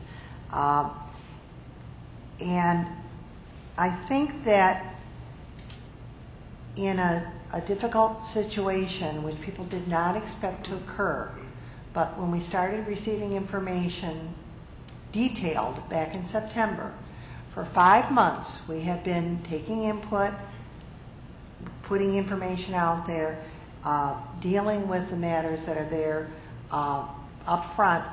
I think it's been a good educational opportunity for the community, and I'm hopeful that as we move forward with all the things, because the millage is just one, as I keep saying, one piece of the puzzle. All these other things that people are suggesting we do, we're doing things, we have plans. They were suggested back in September. We've delineated those even more. Staff has gone out doing informational meetings in addition to the meetings here. So I think there is a lot of information there. And for those folks that are saying, but other communities aren't doing this, other communities are looking at their situation and their numbers, which are just as severe as ours. And in many cases, because they did not get their information together, were not able to go to a ballot proposal in February. And so I think that there will be quite a few. There are already articles in the paper that are saying they're going for it. And these are communities that have higher millage rates, where people pay higher taxes, that don't have some of the opportunities that we have here in Troy. So I think that it is, it's difficult, but I see us doing it in a very organized, thoughtful way. And even the people that are asking questions of things or saying that, talking about mismanagement, that is not the case in Troy. And again, it was reiterated tonight by many, many people that we've had one of the best run cities around, recognized by other entities for that, as well as our community. And I hope that people will realize that, and that this situation, yes, is difficult, but we will get through, we'll move on, and but I do appreciate everyone's efforts, and I wanted to say that. Mayor? Thank you. Thank you. Councilman Howard? There is just one question that struck me when somewhere when somebody was speaking. And it's the issue of what happens 5 years from now if this mill levy passes. And we've never really addressed that issue, and I am curious as to if it's our intent to phase it out, to ask for a renewal, or what it is. I'm wondering if the city manager has any comments as far as that's concerned. I'll be happy to respond. And that is that, we'll come to staff, will come to the governing body during budget sessions every year, and the governing body will ultimately decide what millage rate to assess, because if the millage passes and you have that authority to levy up to 1.9 mils for the next 5 years. After that, the council would have to make a decision to decide if the economy is such that that millage rate is no longer required, or if it is, and then make a case to the residents to see if we were good stewards of their money and how we manage the city. If that partnership between the city as an organization and the community still proceeded forward for the next 5 years, if we made good on our intentions to streamline government over that time frame. It seems to me, though, that using the projections that you have and the arguments that you have, that there would be continual need, otherwise there would be 5 years from now, a large step down, if you will, in the mill levy, and that could create a problem. And I think that the argument is really is a wait and see argument. But I don't think it's completely honest by saying that it's going to disappear in 5 years. Because seriously, using your projections and everything we've talked about, and running the city in the way that you foresee it being run with the extra 1.9, it's going to need to be there at least in year 6. I don't know about year 7. I think if values plummet, you're correct. If our revenue line is such that property values still tank at that point, bless you, then I believe that to be the case. Again, though, all things end, including this recession. Is it going to end in 4 years? I don't know. Councilman Beltrame, did I see you asking for the floor? Well, as a follow-up to that, because it is a significant discussion, and we could go on for years about this. But in looking at your options and the $22.5 million, and I may be wrong, but as I understand that, it does not include the 40% restructuring reduction in absolute costs. You know you've got to lay off 90 people to do that, but the number for what that actual cost reduction will be to the city of Troy, other than those 90 people, is unknown. So that 22.5 doesn't include that, does it? It's up to 40% is baked in those numbers. Okay. Our challenge now is to see if it can be 40%. I spoke to 3 outside private sector firms who told me they thought 40% was a good number, and so that's the number that I used. Again, now it's up to us to take a look to see if we develop a specification in the service level that'll get us that 40% savings. Well, that's what everybody wants, so I think you got the cooperation you need. Okay, is that it? Okay, we're going to go to regular business. The appointments to boards and committees is City Council appointment of Building Code Board of Appeals. We have the name of Michael Corlin. Someone want to move and second that? I move the resolution that the Troy City Council hereby appoints Michael Carroll to serve on the Building Code Board of Appeals for the term expiring January 1st, 2015. Second. Moved by by Mayor Pro Tem Fleming, seconded by Councilwoman Beltramini, that we approve the appointment of Michael Corlin to Building Code Board of Appeals to a term expiring January 1st, 2015. Discussion? Vote, Mrs. Bartholomew? Councilmember Fleming? Yes. Howard? Yes. Kerwin? Yes. McGinnis? Yes. Yes. Yes. Yes.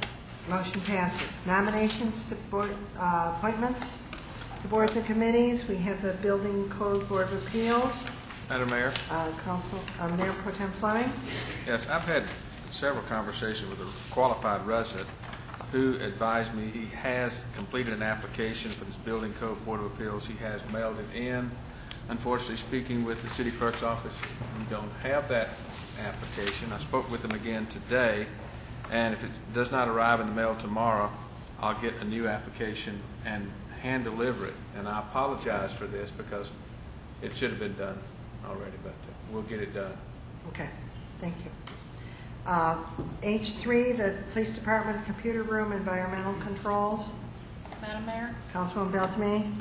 resolved that the Troy City Council hereby authorizes city staff to replace the cooling system in the server room of the police department for an estimated cost of $35,062 in accordance with Attachment 2, detailed pricing utilizing in-house personnel, approved contracts, standard purchasing procedures, and allowing the purchase of the cooling system through the sole Southeast Michigan Distributor Computer Support Technology of Troy, Michigan.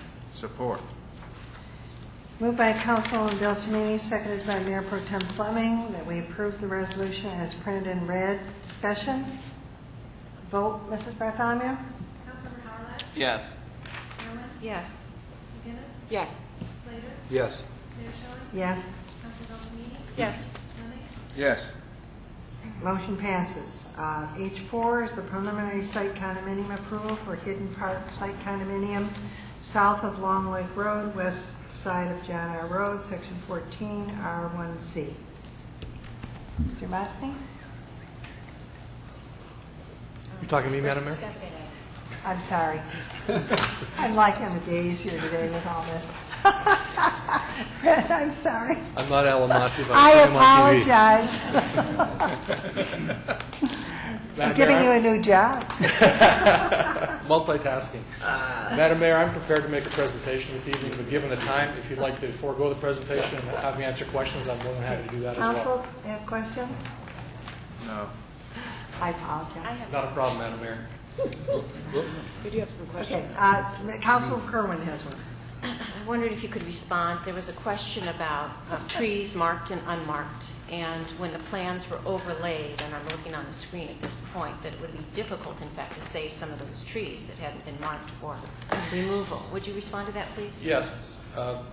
The rendition, the version that went before Planning Commission, the applicant proposed a number of proposed catch basins along the western property line. Could you put on?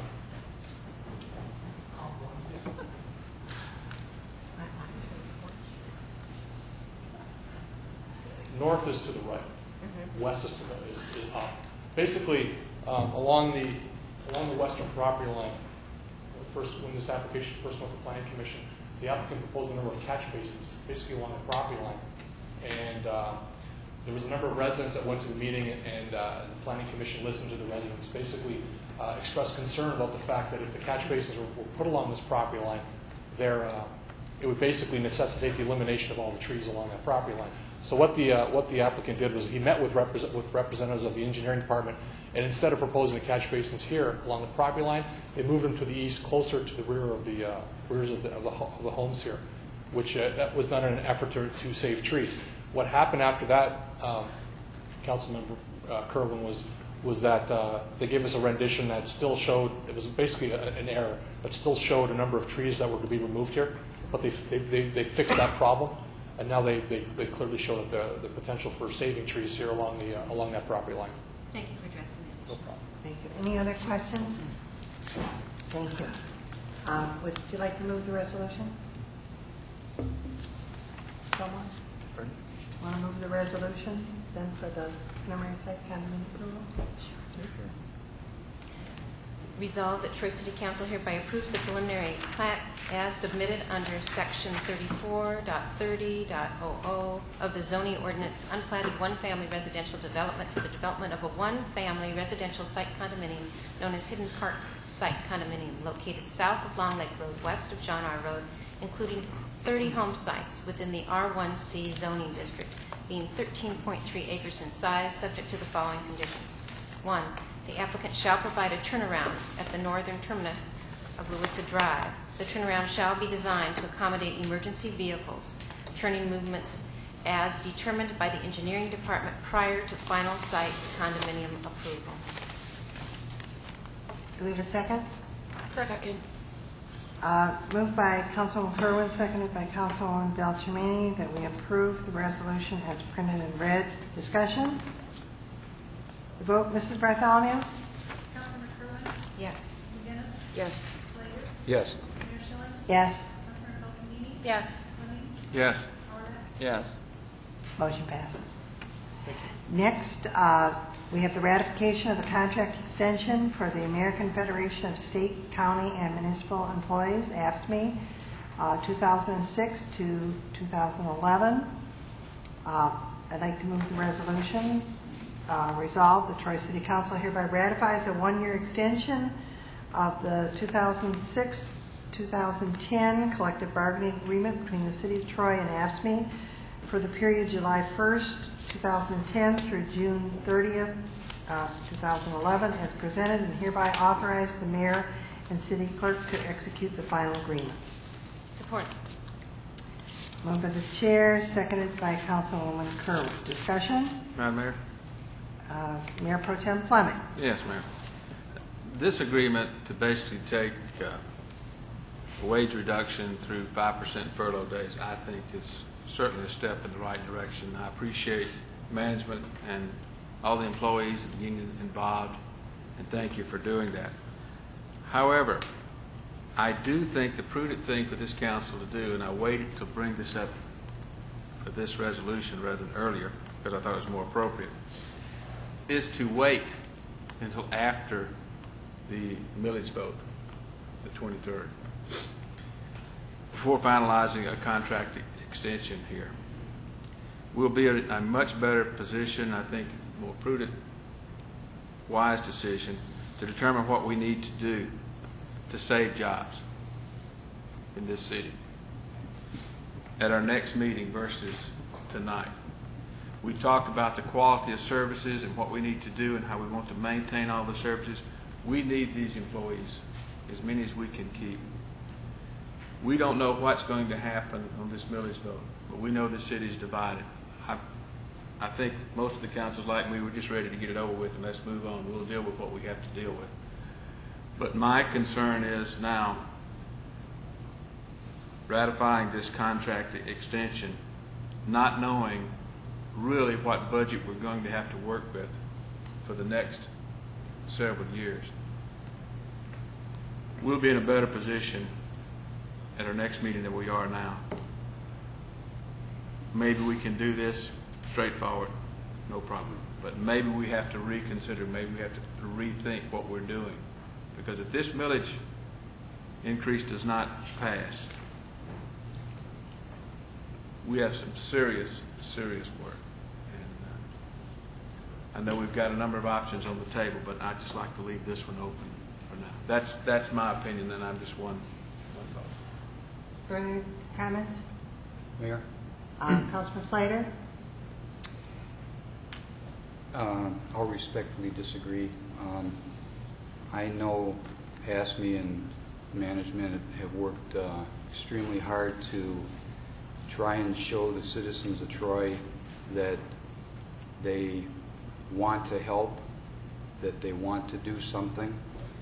I think if we don't ratify this, it's a slap in the face to AFSCME, who want to help so bad, and to not give them an opportunity to do that, I think is wrong. So I support this. Further comments? Madam Mayor? Councilman Beltramini? I have to agree with Councilman Slater, and I would add another reason. And it goes to negotiating in good faith. Management told us that they were in the process of negotiating a 5% decrease with all unions. And we said, go for it. And we said, go for it loudly and clearly. And now to not ratify this, thinking that we may need something else, management will never be able to negotiate a contract in good faith again. So this is absolutely essential to show the people and management that our employees, 60% of whom are also Troy residents, are willing to take this cut. And that we, when we said to John, go negotiate this cut, meant what we said as well. I agree. I think to not ratify is not, we bargained in good faith, we negotiated in good faith, and I think that we should pass this. I appreciate the fact that our employees know what a crucial, critical situation we're in and are willing to do things. I think this is a good agreement for both sides, and I've always felt very strongly about that when you bargain in good faith or you give your word, that you stay with it. Madam Mayor. That's the way I feel. Yes, Councilwoman McGinnis? I apologize, I didn't mean to interrupt. No, it's all right. It's fine. And the other thing that I wanted to point out as well, when we're talking about the opportunity to bargain again in good faith, this ratification would allow us to do that again very quickly, because if you really look at all the details, not only is it going to be securing the concessions that we were looking for and giving us documentable numbers that will decrease the bottom line, it's also going to leave open the issue of healthcare provisions, including drug riders. And we've discussed on many occasions that this is an expense, and it is something that they are leaving themselves open to discuss depending on the outcome of the millage.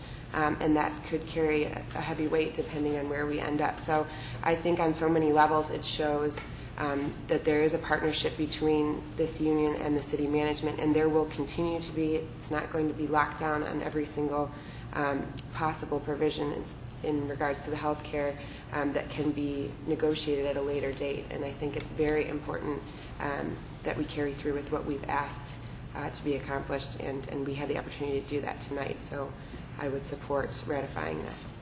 Mayor? Councilman Howard? I just want to, if I could, just ask Councilman Fleming 2 questions. Sure. Are you, just to follow up on what Councilman Slater said, are you, is it your intent to slap anybody? Not at all. And the other question, is it your intent simply to postpone this until after the election? Correct. With that in mind, I will move to postpone this for 2 weeks. Support. Moved by Councilman Howard, seconded by Councilman Mayor Pro Tem Fleming, that we postpone for 2 weeks. Discussion? I won't reiterate what I've said. I think postponement is incorrect. Further discussion on the postponement? Mr. Zerle? If I may, as your manager, just 3 things actually. One is that having negotiated this contract with ASME and taking a look at comparables, and it's not just ASME, it's every employee group that we have, our employees are not overpaid. That's number 1. Number 2, it is a concession, and I think if you take a look at surrounding communities in terms of the concessions that are being brought out in those venues, the answer that was brought up by someone in the audience that said, where do you have to go to find a better city? And the response is out of state. I think you will not find in the state of Michigan another town where the manager and the unions are getting together to voluntarily have concessions to this area, especially without guarantee of job security. I mean, what's unfortunate here is that in tandem with having concessions, senior management is looking to streamline government and taking bids to perform jobs in many areas of the city. And I think it's, I'll need direction. If there's no intent to lay off anyone, I will stop right now any bids that I'm receiving from the golf course, from the engineering department, from the building department, because if we take those bids, we're going to lay off people. I've already laid off 8 people. If you want to bring them back, pass a resolution, and I'll bring them back on. I lay off people in this town if I have to. Okay, so you can't say, you're on council, don't lay off anybody. I'm going to come back and say, well, then where's the money to not lay them off? And that's just something that's a reality of this organization. Number 3, if you do want me to proceed to streamline government, which is going to result in layoffs, because it's a joke to say that we're not going to lay off anybody if we do streamline government, then those people that are left are going to work harder. And how much do you want me to whack their pay and benefits with the core group of people that are going to have to work harder? That's my question. Madam Mayor? Okay. Can I respond to that, Representative please? Fleming? Pardon? On the postponement. On the postponement. And another logic for postponing this reason, and I'll explain my position here. I respect every employee in this city. I don't want to see anybody laid off. You know, the fact of the matter is there are going to have to be layoffs. But I can tell you this. If you had more reductions than 5% in furlough days, you'd be laying off less employees, and you could have more services in the city. And when I look at what private industry does compared to what the public sector is doing here, 5% furlough days is not that significant. Now, I know that's the direction you were taking. I never really agreed with that. I put up some comments about it, but the council went along. But my opinion is 5% furlough days, 5% reduction in any form, in this environment that we're in, is simply not enough. And if you don't believe it, just look at the private sector and what so many people in this city have had to go through. Many, many people. And that's why I'm saying hold this off, because I think we can save more jobs. We're going to lose some. But we can save more jobs in the event this millage does not pass by taking larger reduction, keeping more people on the payroll, and providing more services. That's my logic. I think you have to take, if this millage does not pass, I don't think we can take a 5% cut, furlough days or whatever, and still manage this city properly without laying off a tremendous amount of people, more than we need to. We're laying off more people than we need to. Provide the service. The vote is on the postponement. Mayor? Councilman Harlech? You know, we're 8 days before an election that's going to dictate how much we do or don't have at our disposal to spend.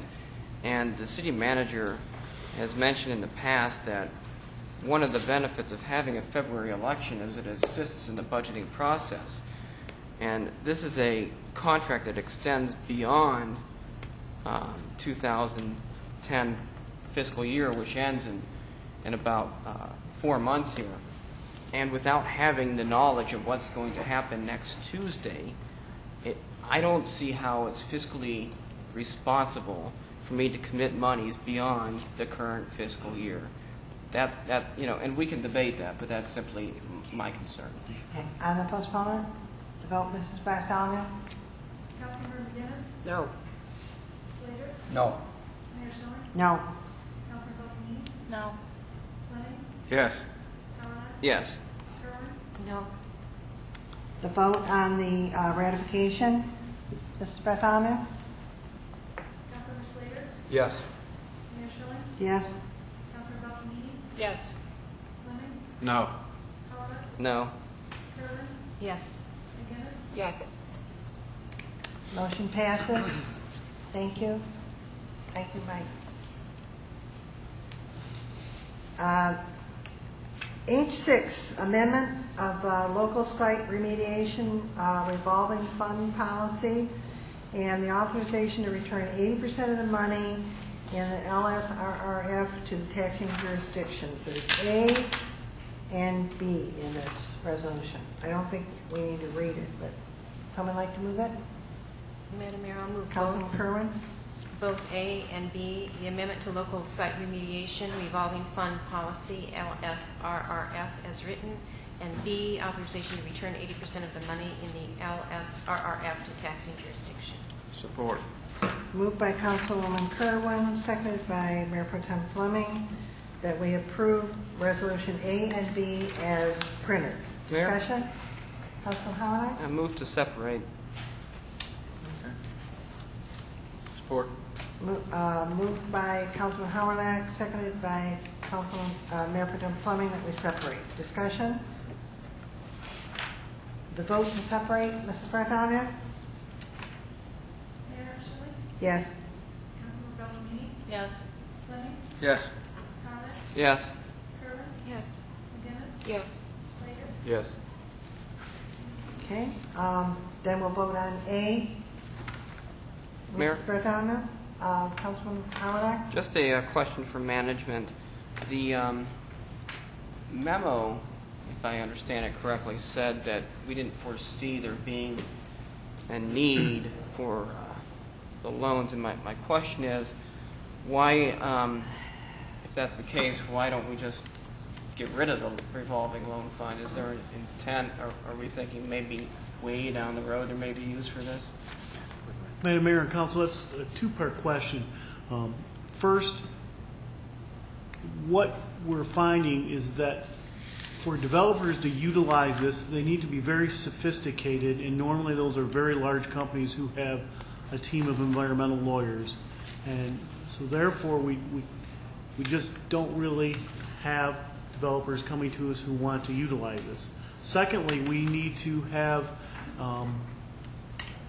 a balance in the account, and we recommended at least 10%, and the policy also says that there needs to be at least 10% to pay for incidental expenses such as tax appeals. However, the BRA did recommend that the disbursement be 80% because they wanted a nominal amount left in the account, which is approximately $500,000, a little bit over, so that they may be able to use that as a loan or for lower expenses, and there was discussion at that body that could easily pay for testing or engineering services or legal fees through a loan process. But so we don't need to have the fund, but we're keeping it just in case. Would that be a safe assessment? I wouldn't say that. What is happening is that, once again, that there was not a demand for the use of it. And two things need to occur. We need to have a balance in the account for incidental expenses such as tax appeals, and then based upon the Brownfield Redevelopment Authority's recommendation, they wanted a nominal amount also in there so that they potentially could use it for redevelopment. But they still recognize that there should be a disbursement of the taxes to the proportionately to the taxing jurisdictions. Let me rephrase that. There's no statutory requirement for a city to have, or is there, a local site remediation revolving fund?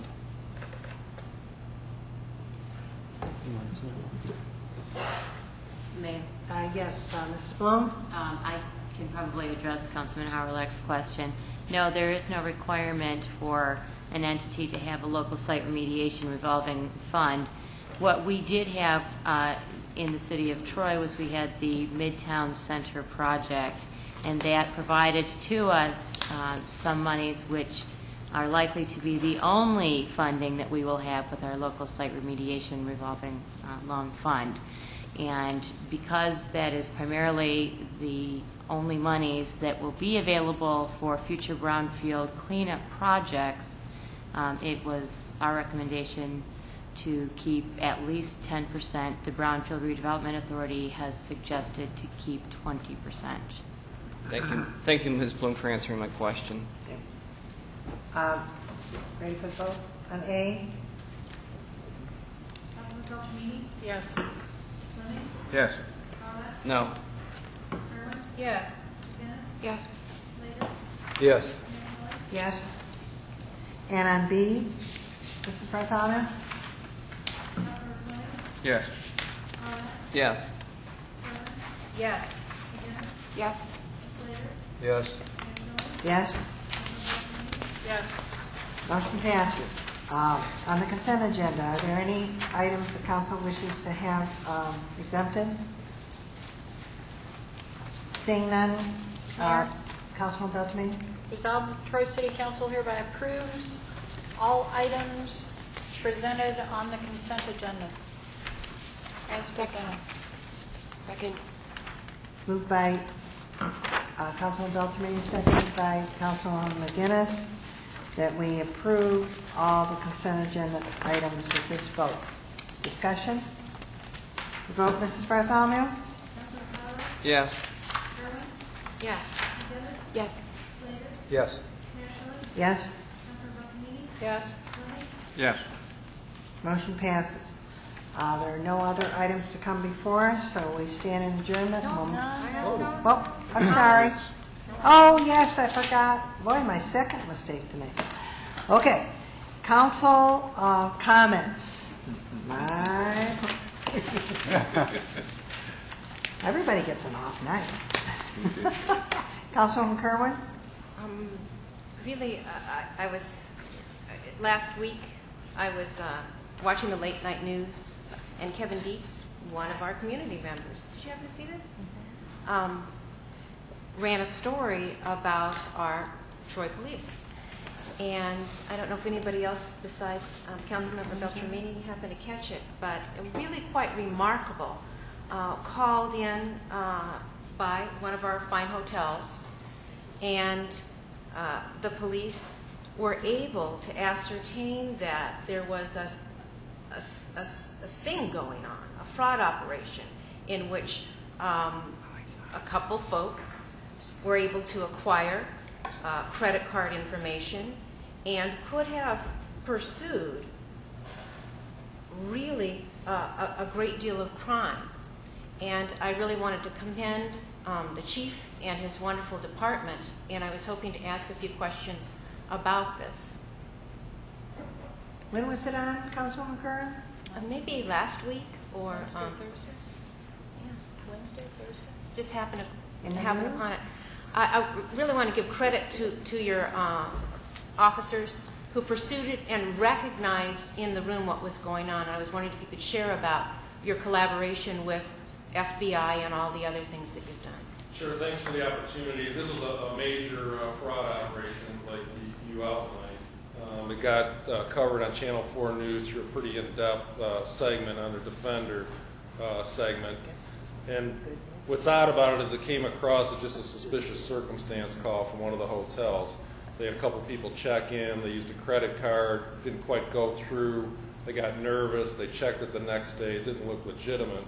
So all they really did is call us to assist them evict these people from the hotel, because they really didn't want them there anymore. There's a lot of jurisdictions that wouldn't even respond to that kind of a run in the first place. They would refer them to their own in-house security. Well, our officers went there, did a little preliminary investigation because of the training and experience they have in credit fraud and investigation in this community, recognized that there might be something wrong with that credit card.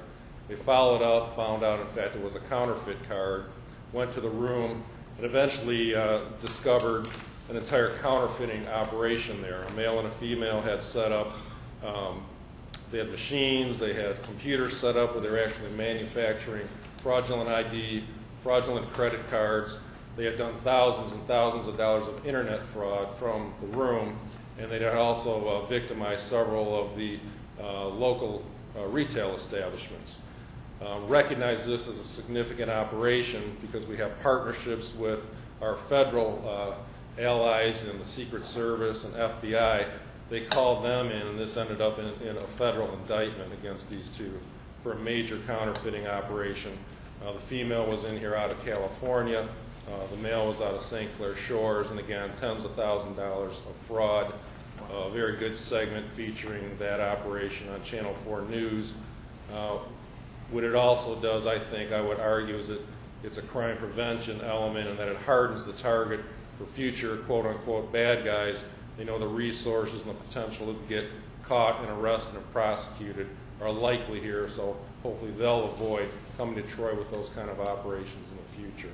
So it was a great job initially by the two officers that responded, followed up by our detective bureau, and again, because we have great partnerships and relationships with FBI and Secret Service, brought them in, and they made a federal case, a federal indictment out of that local case. I think it's such a credit to the force, to the quality of the officers, and to those long-established relationships. It saves us in Troy, our residents, and the region, because we are recognized for that. And I guess that goes to the point, this is something that I don't want to lose. We had speak before us, retired county prosecutor David Gorsica, who said we can ill afford a reduction in services. And I noticed, Chief Mayor, that when you pointed out what a reduction, should the millage not pass, the reductions that would have to be incorporated included some bullet points addressing this issue, fraud, and a host of others, which leave me in grave concern. Could you, thank you.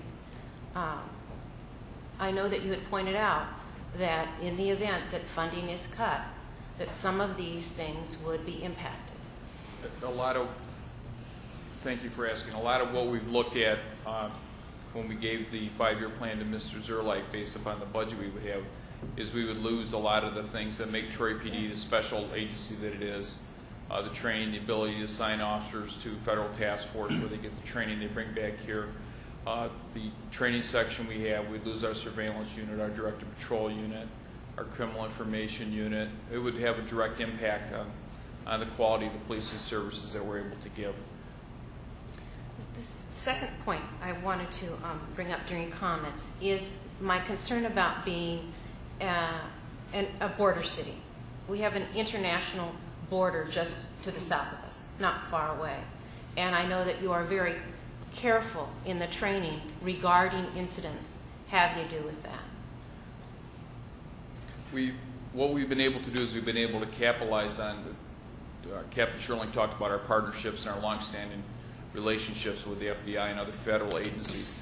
So we're able to capitalize on that and train our officers in a lot of the things that they should look for. We have a major interstate freeway that runs through town, and we have a very diverse community. So when we have a diverse community, we identified we were having difficulty with certain drugs that were being imported through Canada, and we took direct action by assigning an officer to the Immigration Customs Enforcement Unit that would work on those crimes that impact the citizens of Troy. They're working with Customs, and it also offered us a lot of forfeiture opportunities also. So it's because we have we're able to attract high-quality police officers that want to come work for a high-quality police department, and we're able to retain them by giving them a lot of opportunity, and they bring that opportunity back here and use it to help police the city. Thank you. Thank you for the recognition, ma'am. Well, I so appreciated the fine work of your department. Also asked me with that quick snow removal. We hadn't had snow in a long time. My husband had had quite a bit in D.C., so it was kind of a flip. But however, they were quick in response. I couldn't believe how fast all streets were clean. It's ironic that a snow day is called when before noon everyone could get out of the subdivisions. But I think that you get what you pay for. Someone tonight said, there's no free lunch. There is no free lunch. And this is the quality in the staff, in the extra effort that was described by these officers. They could have simply come and evicted, but they knew to look for more. They recognized what was in that room. AFSCME worked their hearts out in order to get these streets clean because they're their streets. That ownership that comes from that kind of care matters, and that to me is priceless. Mayor? And I would encourage everyone to vote yes on February 23rd and keep those quality services. Mayor? Councilman Howard. I wanted to ask the Chief of Police a question before he sat down, so I hate to make you stand back up again. It's part of his exercise program. Not a problem. It's two questions, and I just wanted to clarify. Your budget is effectively approved by the council, is it not? Absolutely, sir. And if council elects to continue funding you at similar levels to where you are now, will you need to cut those units you mentioned? I didn't hear the last part of it. What, I need to cut what? If your funding is kept at levels similar or maybe 98% of what you're getting now, will you need to cut those units you mentioned before? No. Thank you. Sir. Any other council comments? My council comment for this evening is that we have exemplary staff and wonderful citizens in this community. And I'm appreciative of the citizens' being aware of wanting to be in this community because of those fine services, and they chose to be here. And I'm hopeful that they will choose on February 23rd to keep our city going forward. Thank you. Mayor? Okay. This is Go ahead, It's a Councilman good comment. Howard. I just Yes. wanted to thank my colleagues up here. We've been very civil Yes. during the election. And I want to remind all of the voters, too, that, you know, no matter how the election turns out, we do have to live with each other on February the 24th. And so let's all kind of keep our heads cool, because life does go on regardless of the outcome. Councilwoman McGinnis? And just to briefly finish up, you know, I agree with Councilman Harlech. Actually, I think that I think I made a wish a couple of meetings back where more people would come out and express their opinions and ask for information and tell us about their concerns and tell us about their feelings about the city of Troy. And although it may have kept us here a little bit later, I'm still very grateful to see how motivated and active members of our community got in trying to educate themselves. I think that everyone up here and everyone in the audience has pretty much been in agreement that this is a time where big decisions need to be made. And I don't think that as a city we can sit around and wait for the federal government to come and rescue us or the state to come and rescue us. This is our opportunity, next Tuesday, in fact, to make that decision for ourselves as a community, and the repercussions that we'll have over the next 5 years in terms of the expense it will be to each individual within the community, but what cost they're willing to pay to have the things that they want here in the city of Troy. So I'm confident that people will come out on the 23rd and make that decision based on what they've heard. I too hope that people would make that decision to vote yes and support the millage. Any others? Mayor? Councilman Slater? Just briefly, I concur. You know, I've looked at the data until I'm blue in the face looking at the data. I'm convinced that a yes vote is the right decision and the best decision for Troy. I do not want to be part of dismantling this city. I didn't choose to get elected to do that. I don't want any part of it. I want to be part of the reorganization of Troy. I think Bill Briggs spoke a couple weeks ago, and I think he said he reflects how I feel, that we need to pass this temporary millage, and then we need to hold this city council responsible for reconstruction and a strict budget management. You know, I'm tired. I am super tired of hearing people get up here and attack this administration. The buck stops up here. It doesn't stop there, it stops here. It's not their fault that we're in this condition that we're in. And I think put the blame up here for what happens in the next couple of years. They follow our direction, and I hope the citizens of Troy realize how important these next 2 years are going to be and how important their vote is. So I encourage you to vote yes.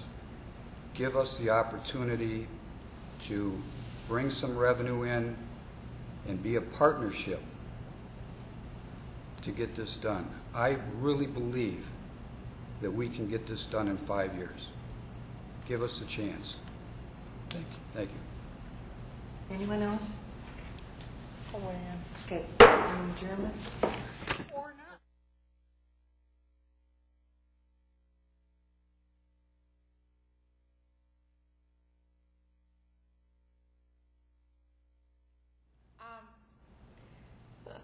Council never really polled ourselves for the public, and we've received some criticism for that.